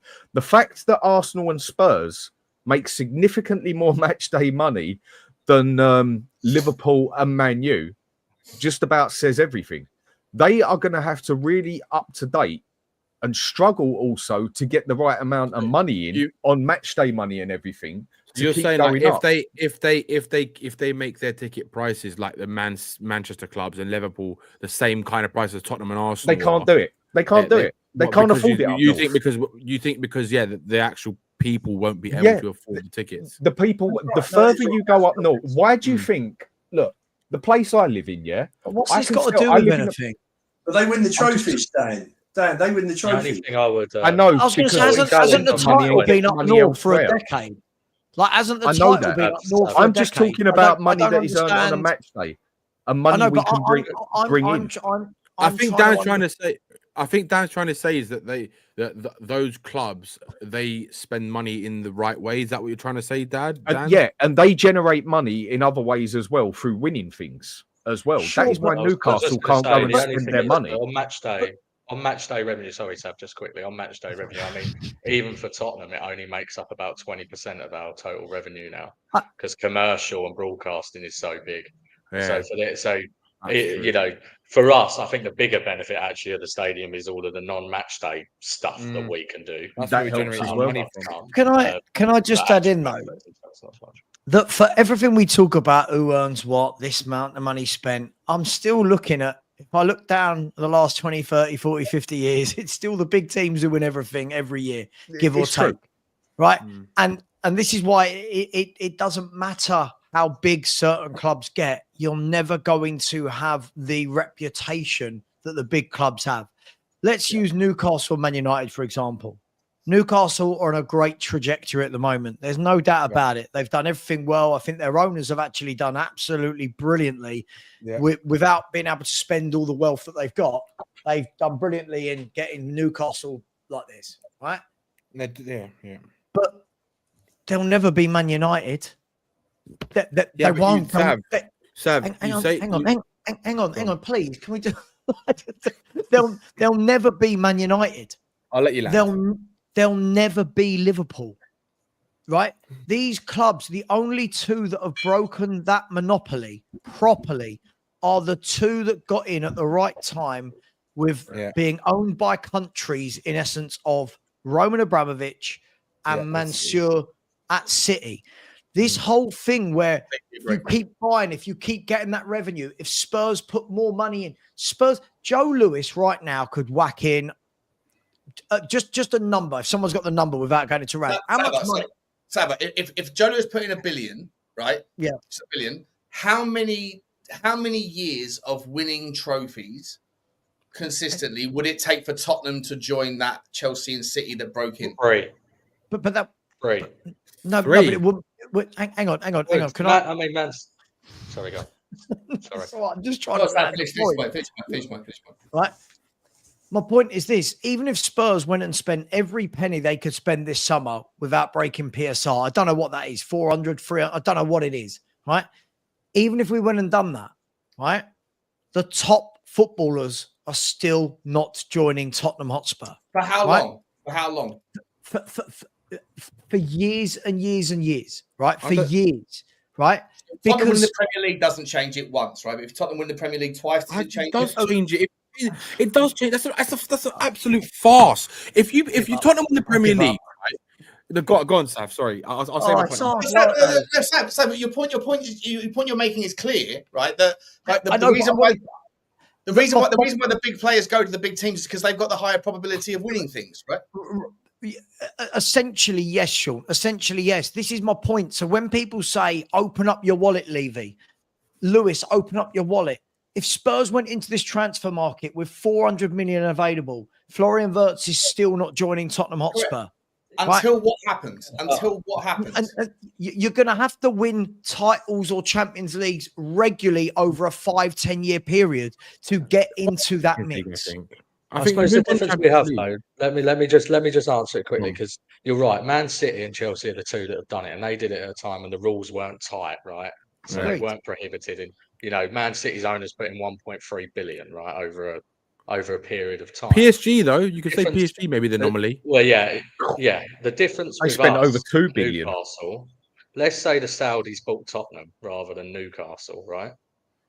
They would have been able to have spent 3-4 times as much as they have if they bought Tottenham on the football game. And more. And in that period, and more. And in that period, we would have been further on, all things being equal, wouldn't we? And then suddenly, because you're in that position where you can spend that every year, you're then. So that's where I think Tottenham is a unique case. In the same way, to be fair, if the Qataris bought United and went and they could take them to the next, take them back to the top. The big six are in a unique position where if they were purchased by a nation state, they can break back in. Obviously, but they're already there, United. But the top. But you've got to have the pull, Connor. Connor, this is. But the thing is, this is my point that no one gets. I've argued this with everyone on this panel for months. You I know what you're saying, Sav. I know what you're saying. You're saying about the clubs like Man United, they're like a heritage club, Liverpool, they're big clubs, right?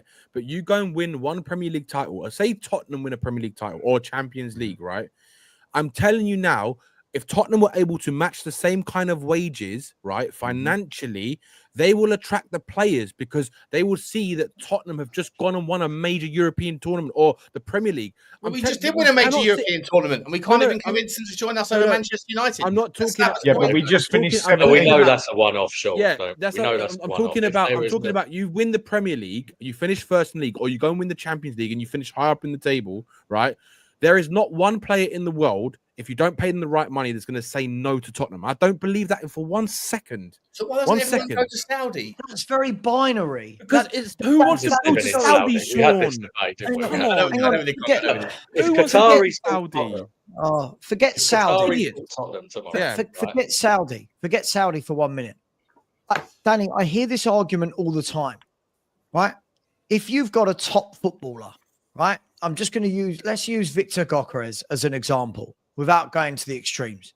If Victor Gyökeres has got Tottenham Hotspur, Liverpool, Bayern Munich, Arsenal, City, he's not joining Tottenham even if we match their wages, right? We know this. Not now. I'm saying if we win a Premier League. But even Danny, even if you win one Premier League, because again, I've spoken about this so many occasions, right? How did City and Chelsea do it then, Sav? How did City and Chelsea do it?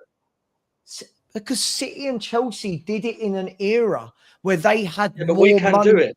But we can do it in that era because we don't have any rules prohibiting us. But we do. This is the difference. There are so many clubs now. But Connor, there are so many clubs with the ability to pay the massive wages.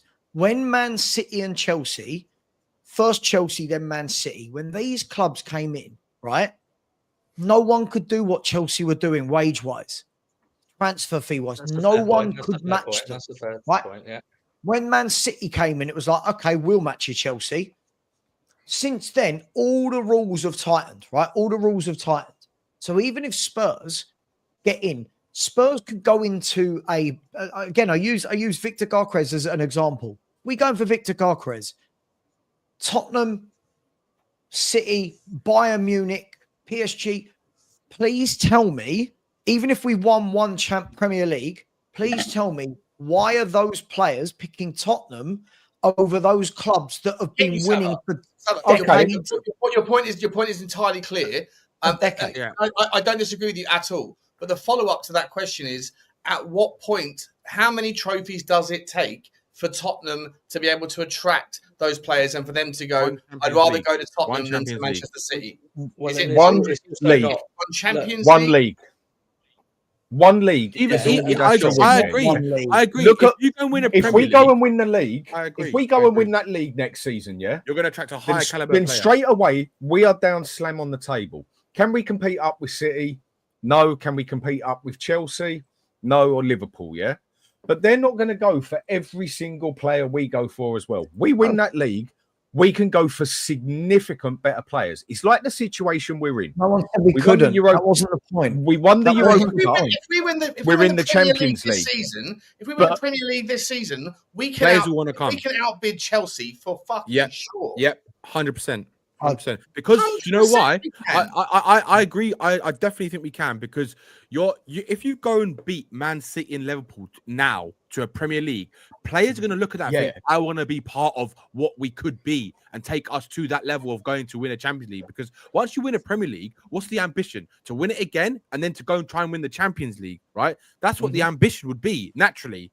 That's what you'd think you'd like it to be, right? If you go and win a Premier League, that's what it's going to be. So players will look at that, especially the really highly talented young players, like the next level of class in the young players that maybe we're not shopping around that kind of market, right? They'd definitely be attracted to Spurs, especially if they're going to pay them wages, high wages. Of course, Everyone will pay them high wages. Everyone will pay them high wages. Right? Sav, let me give you an And example. also- right? By the way, I agree with what you said on Chelsea. And in terms of at the point they did it, no one else was doing it. So they had a It's true. advantage. But Qataris buy us tomorrow, right? And they suddenly say, look, over a period of time, we're going to invest £1 billion into the football team. Suddenly, we become an exciting project for players. Yeah. right? We're going to compete on 100%. wages. We become a project that looks like it's one that's going to take off. You get to live in London. You know, there's a lot going for that over moving to Saudi Arabia, to Sean's point, right? So there's a lot going for it. Then you go, look at Arsenal, right? Arsenal were able to attract Declan Rice. They hadn't even won anything. They still weren't able to get Declan Rice, who is 'Cause they paid a Arsenal lot are of money a for him. massive football. Arsenal are a massive football club. But to my point is, if you've got an exciting enough project with huge financial backing, i.e., we've got owners that want to win stuff and they are got limitless money to make that happen, it will happen over a period of time. We're not going to win the league in the first couple of years. You're not going to attract the very top players in the first couple of years. No. But you suddenly go up and up and up and gradually do it in I the same way. agree. and Exactly. That's different to what I was talking about, Connor. That's different to what I was talking about, though. That's exactly what I think. Okay, but this is different to what I was talking about. I'm the one that on my show every single day advocates when people are saying about, oh, just sign this player, just sign that player. I'm saying you've got to have baby steps with the level of players you get. Yeah. My point is that I think everyone, I've heard for years, just pay the money, just pay the money. You've got to remember that by the time you get to the point where you just pay the money for wages and transfer fees, so are City, so are PSG, so are Bayern Munich, so are Chelsea, so are Man United, so are Barcelona, so are Real Madrid. Right? So my point is this, is you will be able to get a level of player. But when the big players, let's just say Alexander Isak, right? I'll just use him as an example as a world-class player that's not at a world-class club. Is that fair? I think if that would be fair to say. Yeah. If Spurs won the league last season, like the season just gone, right now, if Alexander Isak had Real Madrid coming in for him, Spurs coming in for him, Man City, That's Chelsea, different. That's different.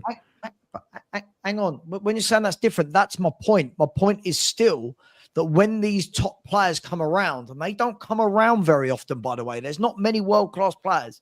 Those players and their agent will look at Spurs and go, they've won one, right? They've won one. That's brilliant. They've won one.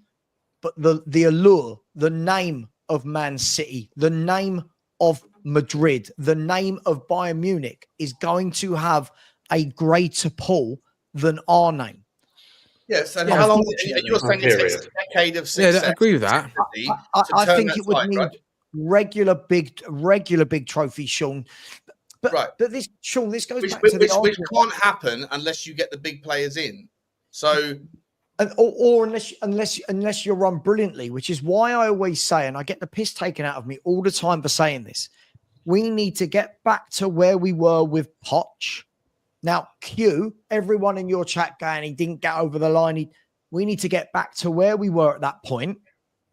And to Connor's point earlier, when we finished second and third under Poch, that's the moment where a Daniel Levy or whoever said chairman, chairwoman is, that's the moment where you go, right, now we're striking. We've had 2-3 years in the top 4. 2-3 years. You're still saying, but by your own argument, you're saying that you still wouldn't be able to attract the world's best players. No. You could. I'm talking about world-class players. I'm talking about the elite, the cream of the crop. Will you always can't get pick those the guys, right? You can't get them. So you go for the next level down. That's are we always. Are we not at that point? Can we not get the next level down anyway right now? If we I don't think probably 2 levels down, aren't we? I think we're 2 levels down from it. We've just finished 17th, and over the last 3 seasons, our average league position is 10th. And I always bring this point up. No one listens. Players and their agents, when they get the things, I always hear the simplistic answer of just pay the wages. Players and their agents know how to play the game. Players and their agents are going to turn around and go, right, Spurs have come in for me. All right, I've got to push back a little bit. No, mate, I hear you, mate. Don't hang your head, mate, because the point you're making. No, I'm not. I feel like every sentence I've tried to. The point you've been making for the last 10 minutes is pretty clear. I just want to ask you this: is Eze 2 levels down, or 1 level down, or the top? 2 levels down. He's 2 levels down. Is Xavi Simon 2 levels down, 1 level down, or the top? 2 levels down. 2 at the moment. So 2 at the moment. So that's where we should be aiming right now, then, right? Yeah, absolutely. I think what Sava's trying to. I get everything Sava's saying. It's like like you said, Sav, we have to be in that position where we were under Poch, where we're competing like year after year for the title. Yeah. We're one of the most attractive teams. We were at that time. We were one of the best attacking footballing sides in Europe. Right, we're one of the best records offensively and defensively in Europe.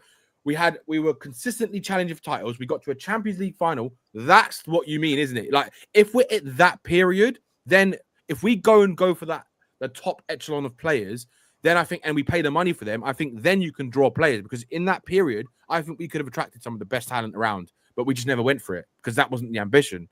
So I think that's where, I think, like you said, I think it's going to take a couple of years, but we need someone who's going to, we need owners that are going to be ambitious to want us to take us to that place. Right. Because if Thomas Frank and if for example, I don't know, I think Thomas Frank can get us only so far. Then the club have to, I think he can get us a lot further than where we want to be right now and where we are, definitely. Right. But again, it's all going to come down to, what do the club want? Do they want to push us up and up and up to that kind of echelon where we can be attracted in those better, the next level of players? And then once we can get those level players, then it's again, you push on again. And that's Danny, first time I was on Sean's show, Sean finished off by saying, what do you want from this summer? And I said, new owners. That's the most important thing for our club. Seriously, because maybe Frank can get us to 4th, but there is a ceiling. And we will never get above that ceiling and compete seriously with the big clubs until we've got owners who want to compete, and owners who will give a manager a Champions League budget to get the team into the Champions League, and not give the manager a Europa or a Conference League budget to get us into the Champions League. I think it's like, I don't want to see. Sorry, one second. If you can't get top first tier, I'm not sure what the definition is between tier 1, tier 2, tier 3. If we're Frankie de Jong would be like a top tier. If we're currently fishing in, if Frankie de Jong's a world-class player, then obviously fine. But you guys, I'm not sure what a tier 2 is if Eze's a tier 3. I'd like that to be clarified by someone, but on how big that gap is.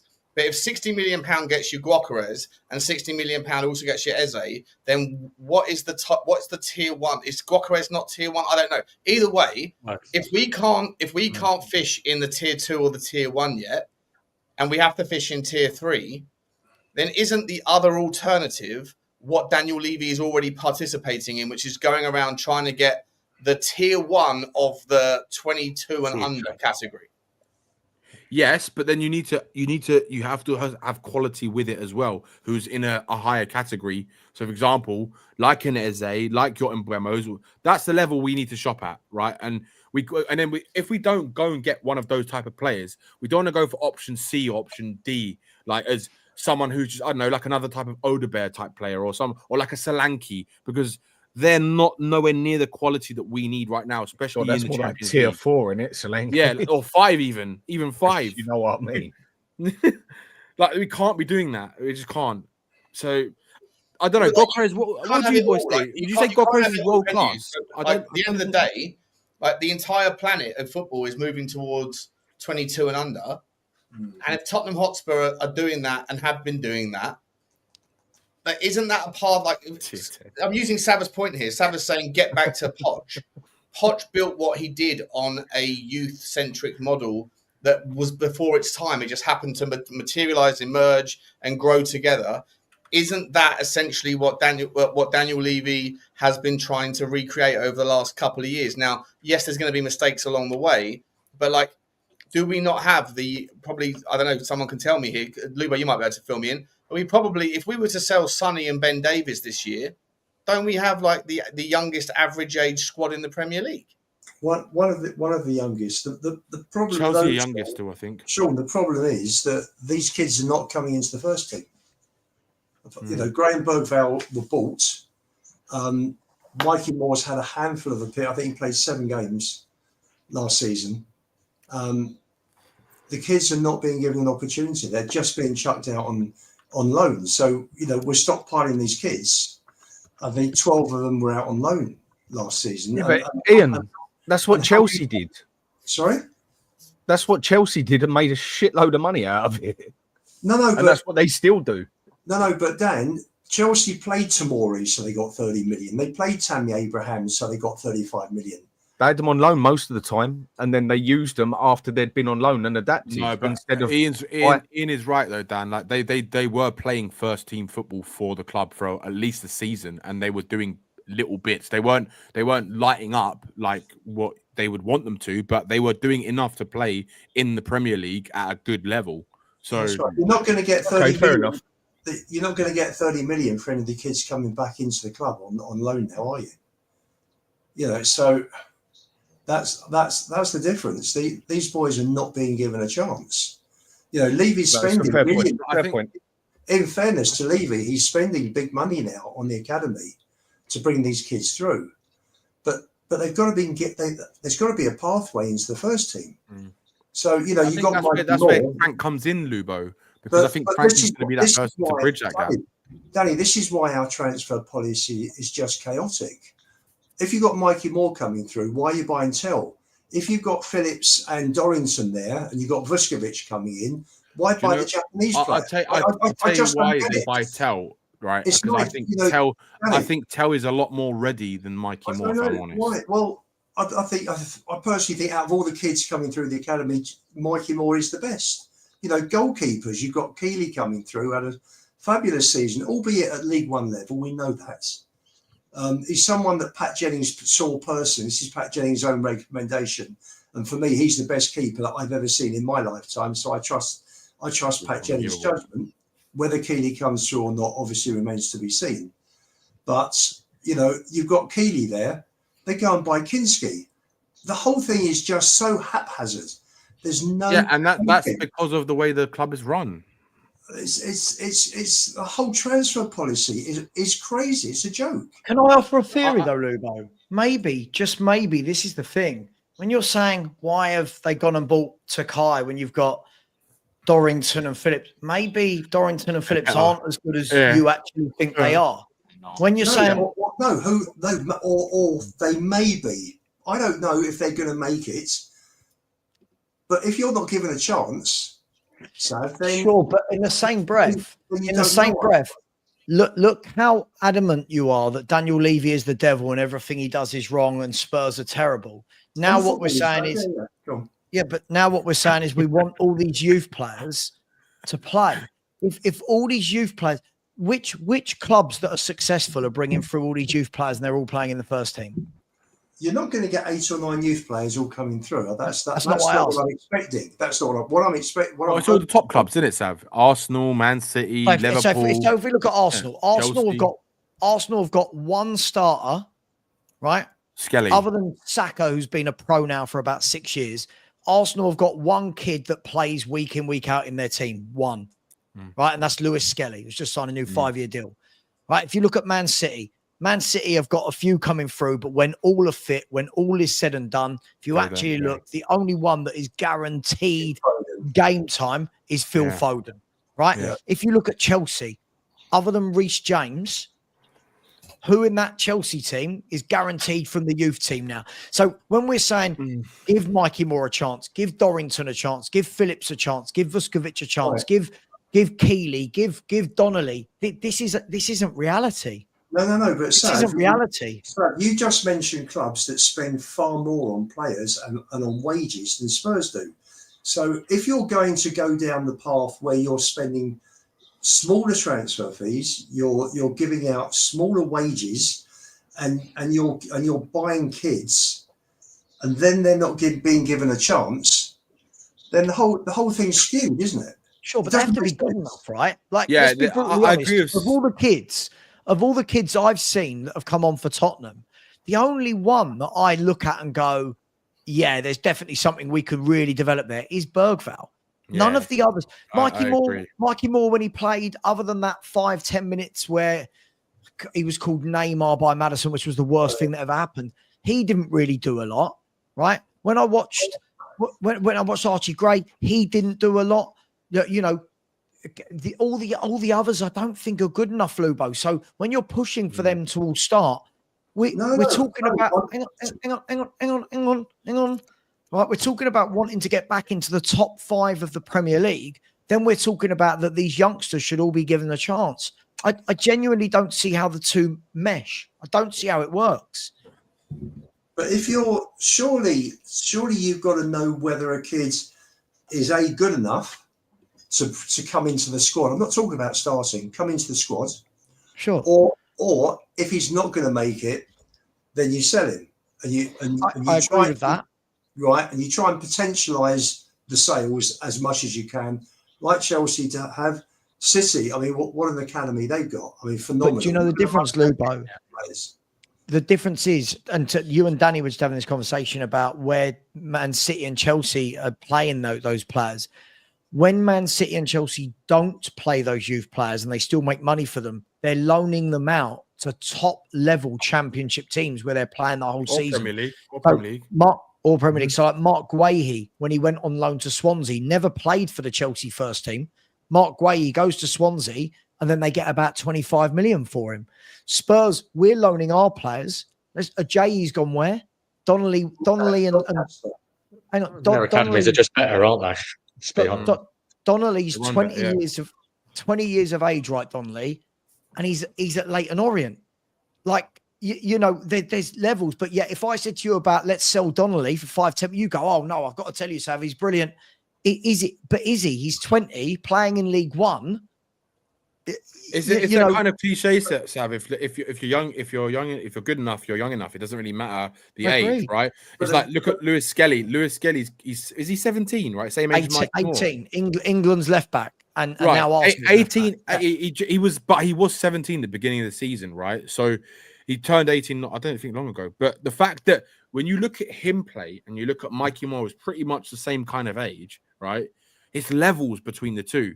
And it's like when I've seen Mikey Moore play, I've seen glimpses of what he might have, but he hasn't shown enough for me to say that, oh yeah, I want him to be given a chance more and more and more. And I think that's where, like Sav, I agree with what Sav is saying, because a lot of our players, for me, they don't look like they've got enough in them to play at this level consistently, right? And I think also you have to factor in the fact that when Man City, Liverpool, these teams, all these big Arsenal, they're teams with far better first-team players, right? So if you bring in a Lewis Skelly, if you bring in like a Phil Foden when they were bringing him in, they're bringing him in and they're bringing these players in with top-class talent all around them. What are you going to bring? You're going to bring in a Mikey Moore next to Dominic Solanke and Brennan Johnson. I mean, like, you're not giving the boy a chance. Like, so...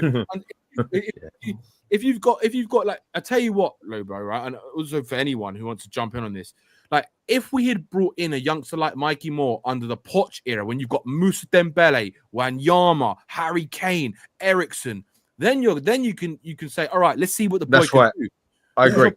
You're playing with better players. You're training with much better players. You're going to learn faster, and that's the problem. So that's why I agree with Sav, where I don't think any of our youngsters are really good enough, right, to play, because Look at the players they're playing with. They're not good enough as well. Who have they got to look up to, basically? Exactly. I mean, what? You got Solanke, Johnson. All right, you can say Bentancur and Kulusevski have a little history to them, and Romero. That we had. And you've got a broken Son, basically. Who have they actually got to look up to and learn from as such? But you know what? Was that good a youth? I'm sure they'd be getting into that first team. But at least seeing games. Look at King. Look at Campbell. Sorry. Look at King. Look at Campbell. Look at right. The top ones will break through. The problem is we've got. I'll use Mikey Moore. I keep hearing that Mikey Moore's generational. I keep hearing he's going to be the best of the rest. But the problem I see is when I see him playing in the first team, I just see a kid who's nowhere near ready. I don't see a man. I agree. I don't see a man that is special for 17 years of age. And if you are going to play at 17, you need to be special. And I don't think Mikey Moore is yet. He might not physically anyway as well. Yeah, well, all players. Yeah, you don't have all players develop equally, though. To be fair, do you? I mean, like that's like the point. Kane is an example of that, right? Exactly. You know, obviously, that's the point, Connor, isn't it? But that's why you got to be ruthless, haven't you? You got to go. Yeah. Well, Dane Scarlett isn't going to make it at this level. He's now 21. He's had God knows how many failed loans. Sell him, get the money. That 5 million becomes 25 million because of the way the accounting works. So great, let's move on. But players like Moore, loan them out. Yeah. Divine sell. Isn't Donnelly in that bracket now as well? Like. Only because he had a very successful loan at Orient, I'd give him one more loan in the Championship just to see. Right? Yeah, because if he can do the same in the Championship, then I'm tempted to keep that geezer around. I know this is it completely conflicts with my statement around Manor Solomon that you can't judge anything from a lower league necessarily, and it's expected to.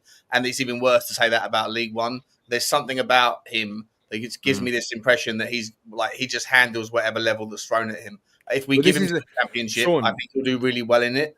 But I think this he is might why be very it's well like what you'd like to see in Donnelly if he went to the Championship next season is if he goes and does better than what he did in League One and absolutely takes it to another level, then that shows me that at different levels he's getting better. So then you go and put him in a higher level and you see if he does the same thing again.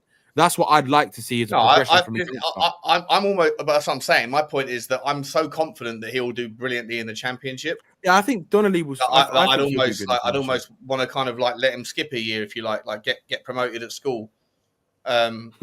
So I think he can handle it. You know, I'd like to see him in pre-season, but then if I say that about him, then I've got to hold that same energy for Manor Solomon, and I refuse to do that for Manor Solomon. I want him to go.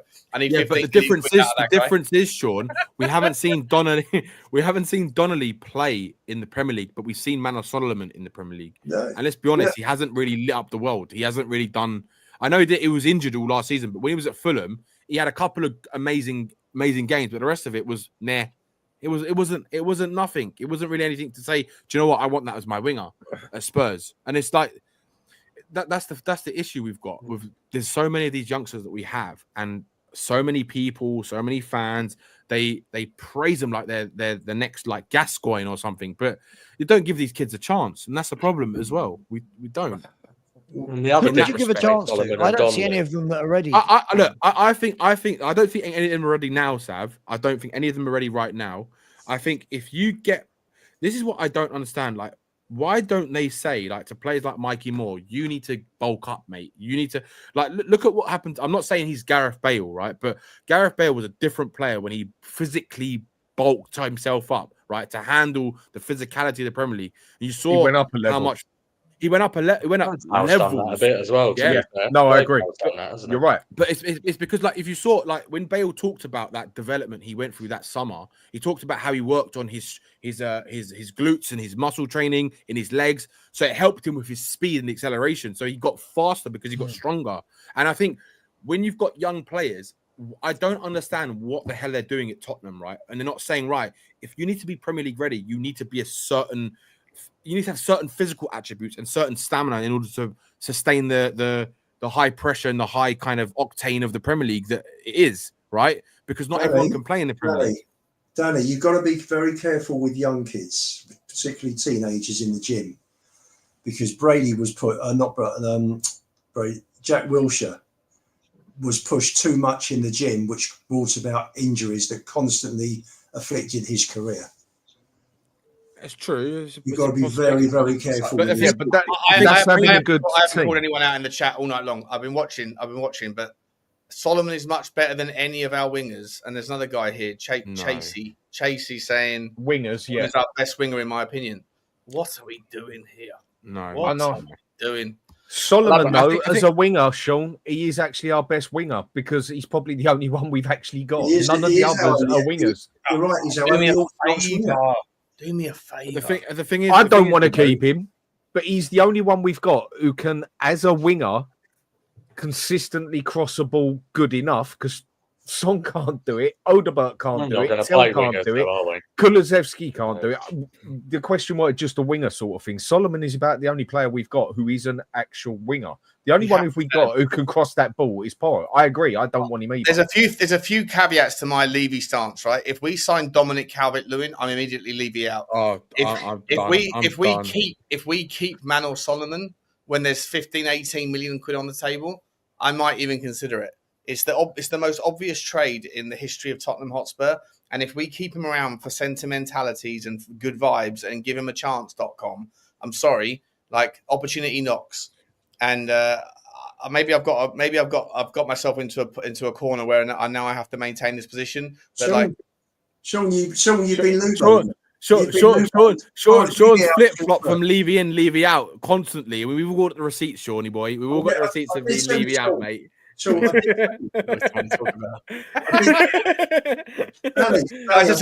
been going for 3 hours and 5 minutes. It's the longest late show ever done.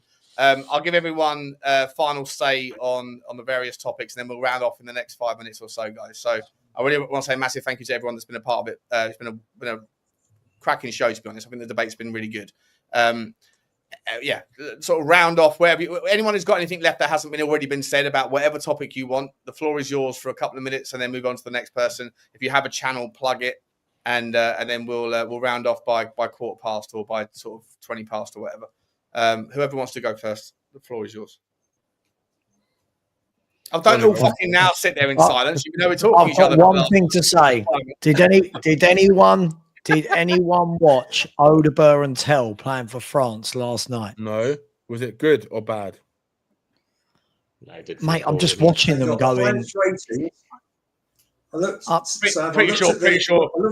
I didn't hear you say the same thing about Tel when he scored the winner. Hang on, what, Lubo? They lost 3-0, didn't they, France? They lost 3-0. Oh, well, they poor. I just tuned in, and one of the reports gave them. Didn't Tel get them through a couple of nights earlier? And Sabra, I didn't hear you say, "Well done, Matisse Tel." For that did you watch? But I've been watching France's games to see what Tel and Odegaard do, to see if I'm just being harsh on them in Spurs shirts. Right. I don't know what they do. I'll tell you what I'll say. Tel works bloody hard. I'll give him that. Yeah. But I'm watching France when Tel and Odegaard get the ball on the wings. They just don't look threatening. I don't know what they do. I just thought I'd just chuck that in there. I just keep watching. I keep watching, waiting to see what everyone's telling me they see in these two. I'm not seeing it. I saw Matisse Tel in the game before, put in top bins. I saw that goal. I saw the goal, but I watched the whole game. And there's a lot more than every now and then putting one in the top bins. I'm just saying, as the German right back had a great game. Like the German right back, he didn't go past him. He can't.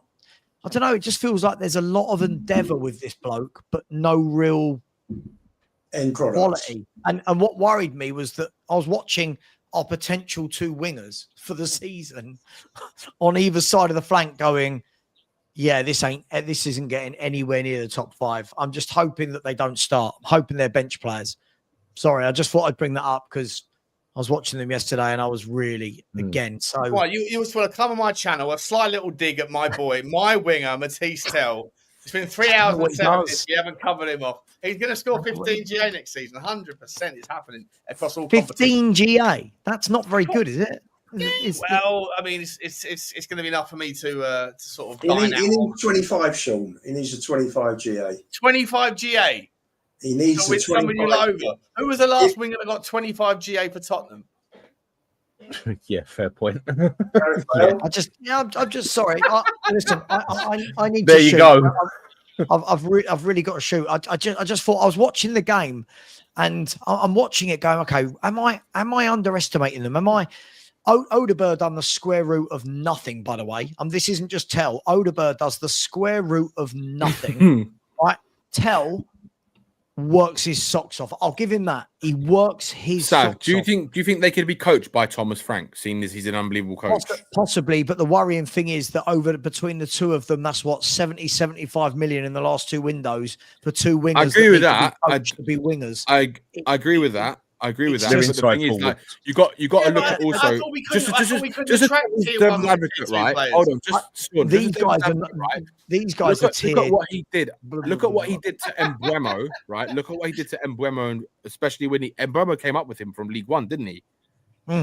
Right, so he was a League One player, and now he's going to get a dream move to Man United. So he turned him into a devastating right winger.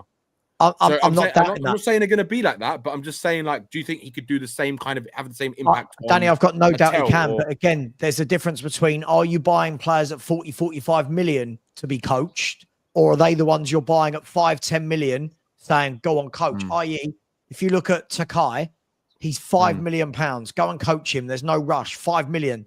When we're talking about 40, 45 million spent on this boy, I'm looking at it going, of every winger in world football, that's what they come up with. Saga, I mean, I didn't even know we signed Odegaard until I saw him playing. I was like, who's this geezer? I had no idea. That speaks volumes about how invested you are in the football club. Yeah, I was going to say that. Don't make it look good on you, That's Dan. not a Tottenham problem. That's a you problem. No, but at the time, what I'm saying is, Sean, our window was so. Sorry, go on. I was going to say our window was so bad, I didn't care about it. That's how uninvested I was that summer because it was terrible. Well. Why would I watch us go and sign Odegaard? Like, come on, man, really? Like, and we signed bloody Werner on a reloan. I mean, that was for me. I was done after that. So I didn't even care. Oh, you guys have got to lower your standards a little bit. What, Werner a reloan? Imagine if we signed him again. Listen, we'll round it off. I want to give everyone a chance to plug their channels. Danny Boy. Dan E Boy, this is mate. I've got your chat here. It's difficult when you got Danny and Danny. It's a little bit difficult. Hey, mate, thanks for coming on, buddy. Appreciate you, mate. What's coming up on the Hotspur hood, bud? I haven't done anything for a while. I haven't been on for the past 4 or 5 days, and that's just down to medical stuff. And plus, I just don't like doing the show for the fun of it, sort of thing. There's going to be a lot more coming up within the next 2 weeks. Going to start doing a lot of stuff, try and get some actual regularity into what I'm doing instead of just giving people 5 minutes warning, basically. And the other thing I just want to say quickly is, look, we need 2 very good players in that team, I think, to get us running properly. But then if we're going to look at it realistically, we might be in the Champions League. That's going to get us things. But I think that 17th place is going to hold us back more than the Champions League is going to take us forward, because everyone is still going to look at that 17th place and say that was terrible. The fact that Angie's gone might be a big helper to it. I just want to see 2 players in that first team that walk into that first team. And for me, I don't think we need to buy quality players to do that. I want that first team to improve. If we go and buy other teams for players for the squad, younger players, I can deal with that. I just want 2 good players for that first team. And I think we can go up a level. And Frank, I just think a few people need to get their hand off Ange, basically, accept he's gone and give him a chance. I think he's a very good coach. Last thing I'll say on it, Levy ain't going to change. Things ain't going to change in that way. So what we done was get a manager in who can actually deal with the cards he's got, deal with what Levy gives him. Whether we like it or not, it's the way it's going to be. And a lot of other managers, I don't think, can cope in that situation. I think Frank can. I think he's going to make better out of our players when he gets them back to a standard, which he's got to do, than a lot of other managers can do. I'm not saying we're going to be world class, but I think he can get us ticking properly again. Get us there. All right, Dan, lovely way to finish, mate. Get over to Hotspur Hood. The link is there in the chat. I just put it in. Appreciate you coming on, mate. Absolute legend. Great effort, great show, great stamina. Con, I'll come to you next, mate. Listen, you're becoming a face around these here parts, mate. We'd love to have you. Thanks for coming on.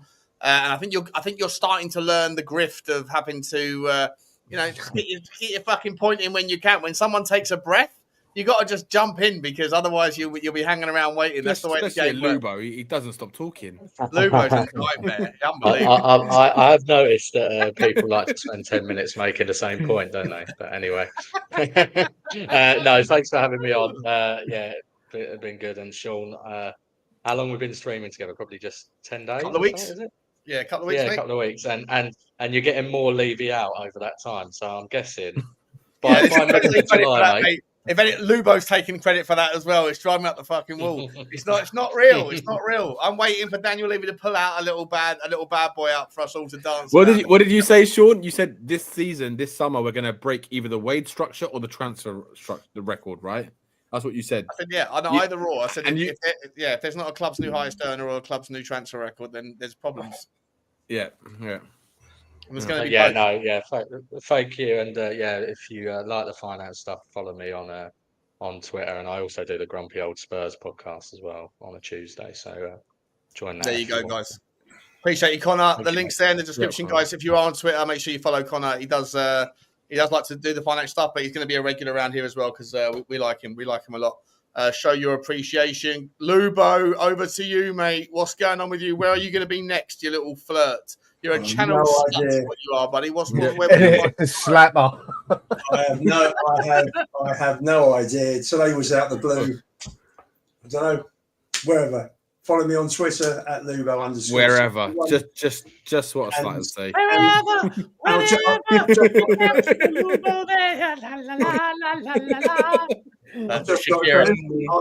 I'm very chilled. Daniel said we're going to win the league and then the Champions League. Keep the faith. He just didn't say when. That's how he covered his ass completely. He said exactly what people wanted to hear, but he covered his own arsehole by not giving a date or a number. 100%. He said what people wanted. Just like he said the stadium's going to be a game changer. He didn't say how. That's a fair point. Yes. That is a fair point. I am. Listen, if there's going to be a Tottenham Hotspur Supporters Trust or a Change for Tottenham election, I might stick my name in the hat, see what I can do. Imagine that. Imagine the fury of the long-term Levy outers if I was suddenly elected as like the captain of their new ship. You know what, Sean, This Johnny come lately. Like, I've been calling him a mug for the last 3 years. That'd be hilarious. I guarantee you, Sean, you'd be welcomed. In fact, you are coming in. You're sort of virtually through the door. You're not quite there yet. The door hasn't closed behind you, but you're stepping in. I'll be shutting the door behind me to all the from anyone from 51 to the next 10,000 that didn't turn up to the previous 3 protests. Yeah. Where were you? Exactly. Where were you when we were small? That's what I'll be saying. Where were you? I was there the whole time. And Danny boy, mate, I'm not Danny. What's your Twitter handle, mate? I don't even do much on Twitter, to be honest. I only repost shit at the moment these days. Sorry, the dog's a bit. So if Lubo's a slut, I'm also at least has got like a name and address. You're like a streetwalker. Yeah, basically, that's exactly what I am. We haven't even got a name and address for you. Wherever someone will have me when I feel Beaver like Street. it. But Sean, we might be hosting again together on your fan call-in show again. Oh yeah, we're doing that. The last one, that was wild, mate. Some of those call-ins were fantastic. Guys, we're gonna leave it there. We're going for 3 hours and 20 minutes, and it's about time that everyone got to bed because I'm sure you've all got homes to go to and work to do tomorrow. I want to say a massive thank you to everyone. Shout out to the mods as well, keeping everything in order tonight. Love you guys. Big shout out to Moondog, to Paul Watkins, to Blaine, to John, to Frankly, to Tom, to Blaine again, Chops, Frankly again, 2 Marks, and Phil Coys for the donations. Really appreciate you all. Really appreciate you guys as well. Awesome show. Thank you for coming on, guys. And we'll do it again, no doubt, tomorrow. Tomorrow morning, you'll see me out with the dog, and you'll see me on Football Inc. with Johnny H mid-afternoon for whatever's going on in the world of football. But we'll leave it there, guys. Appreciate you all. Like, subscribe, and comment. And get over to the wonderful guys over here. See you in the next one. Take care. Bye-bye.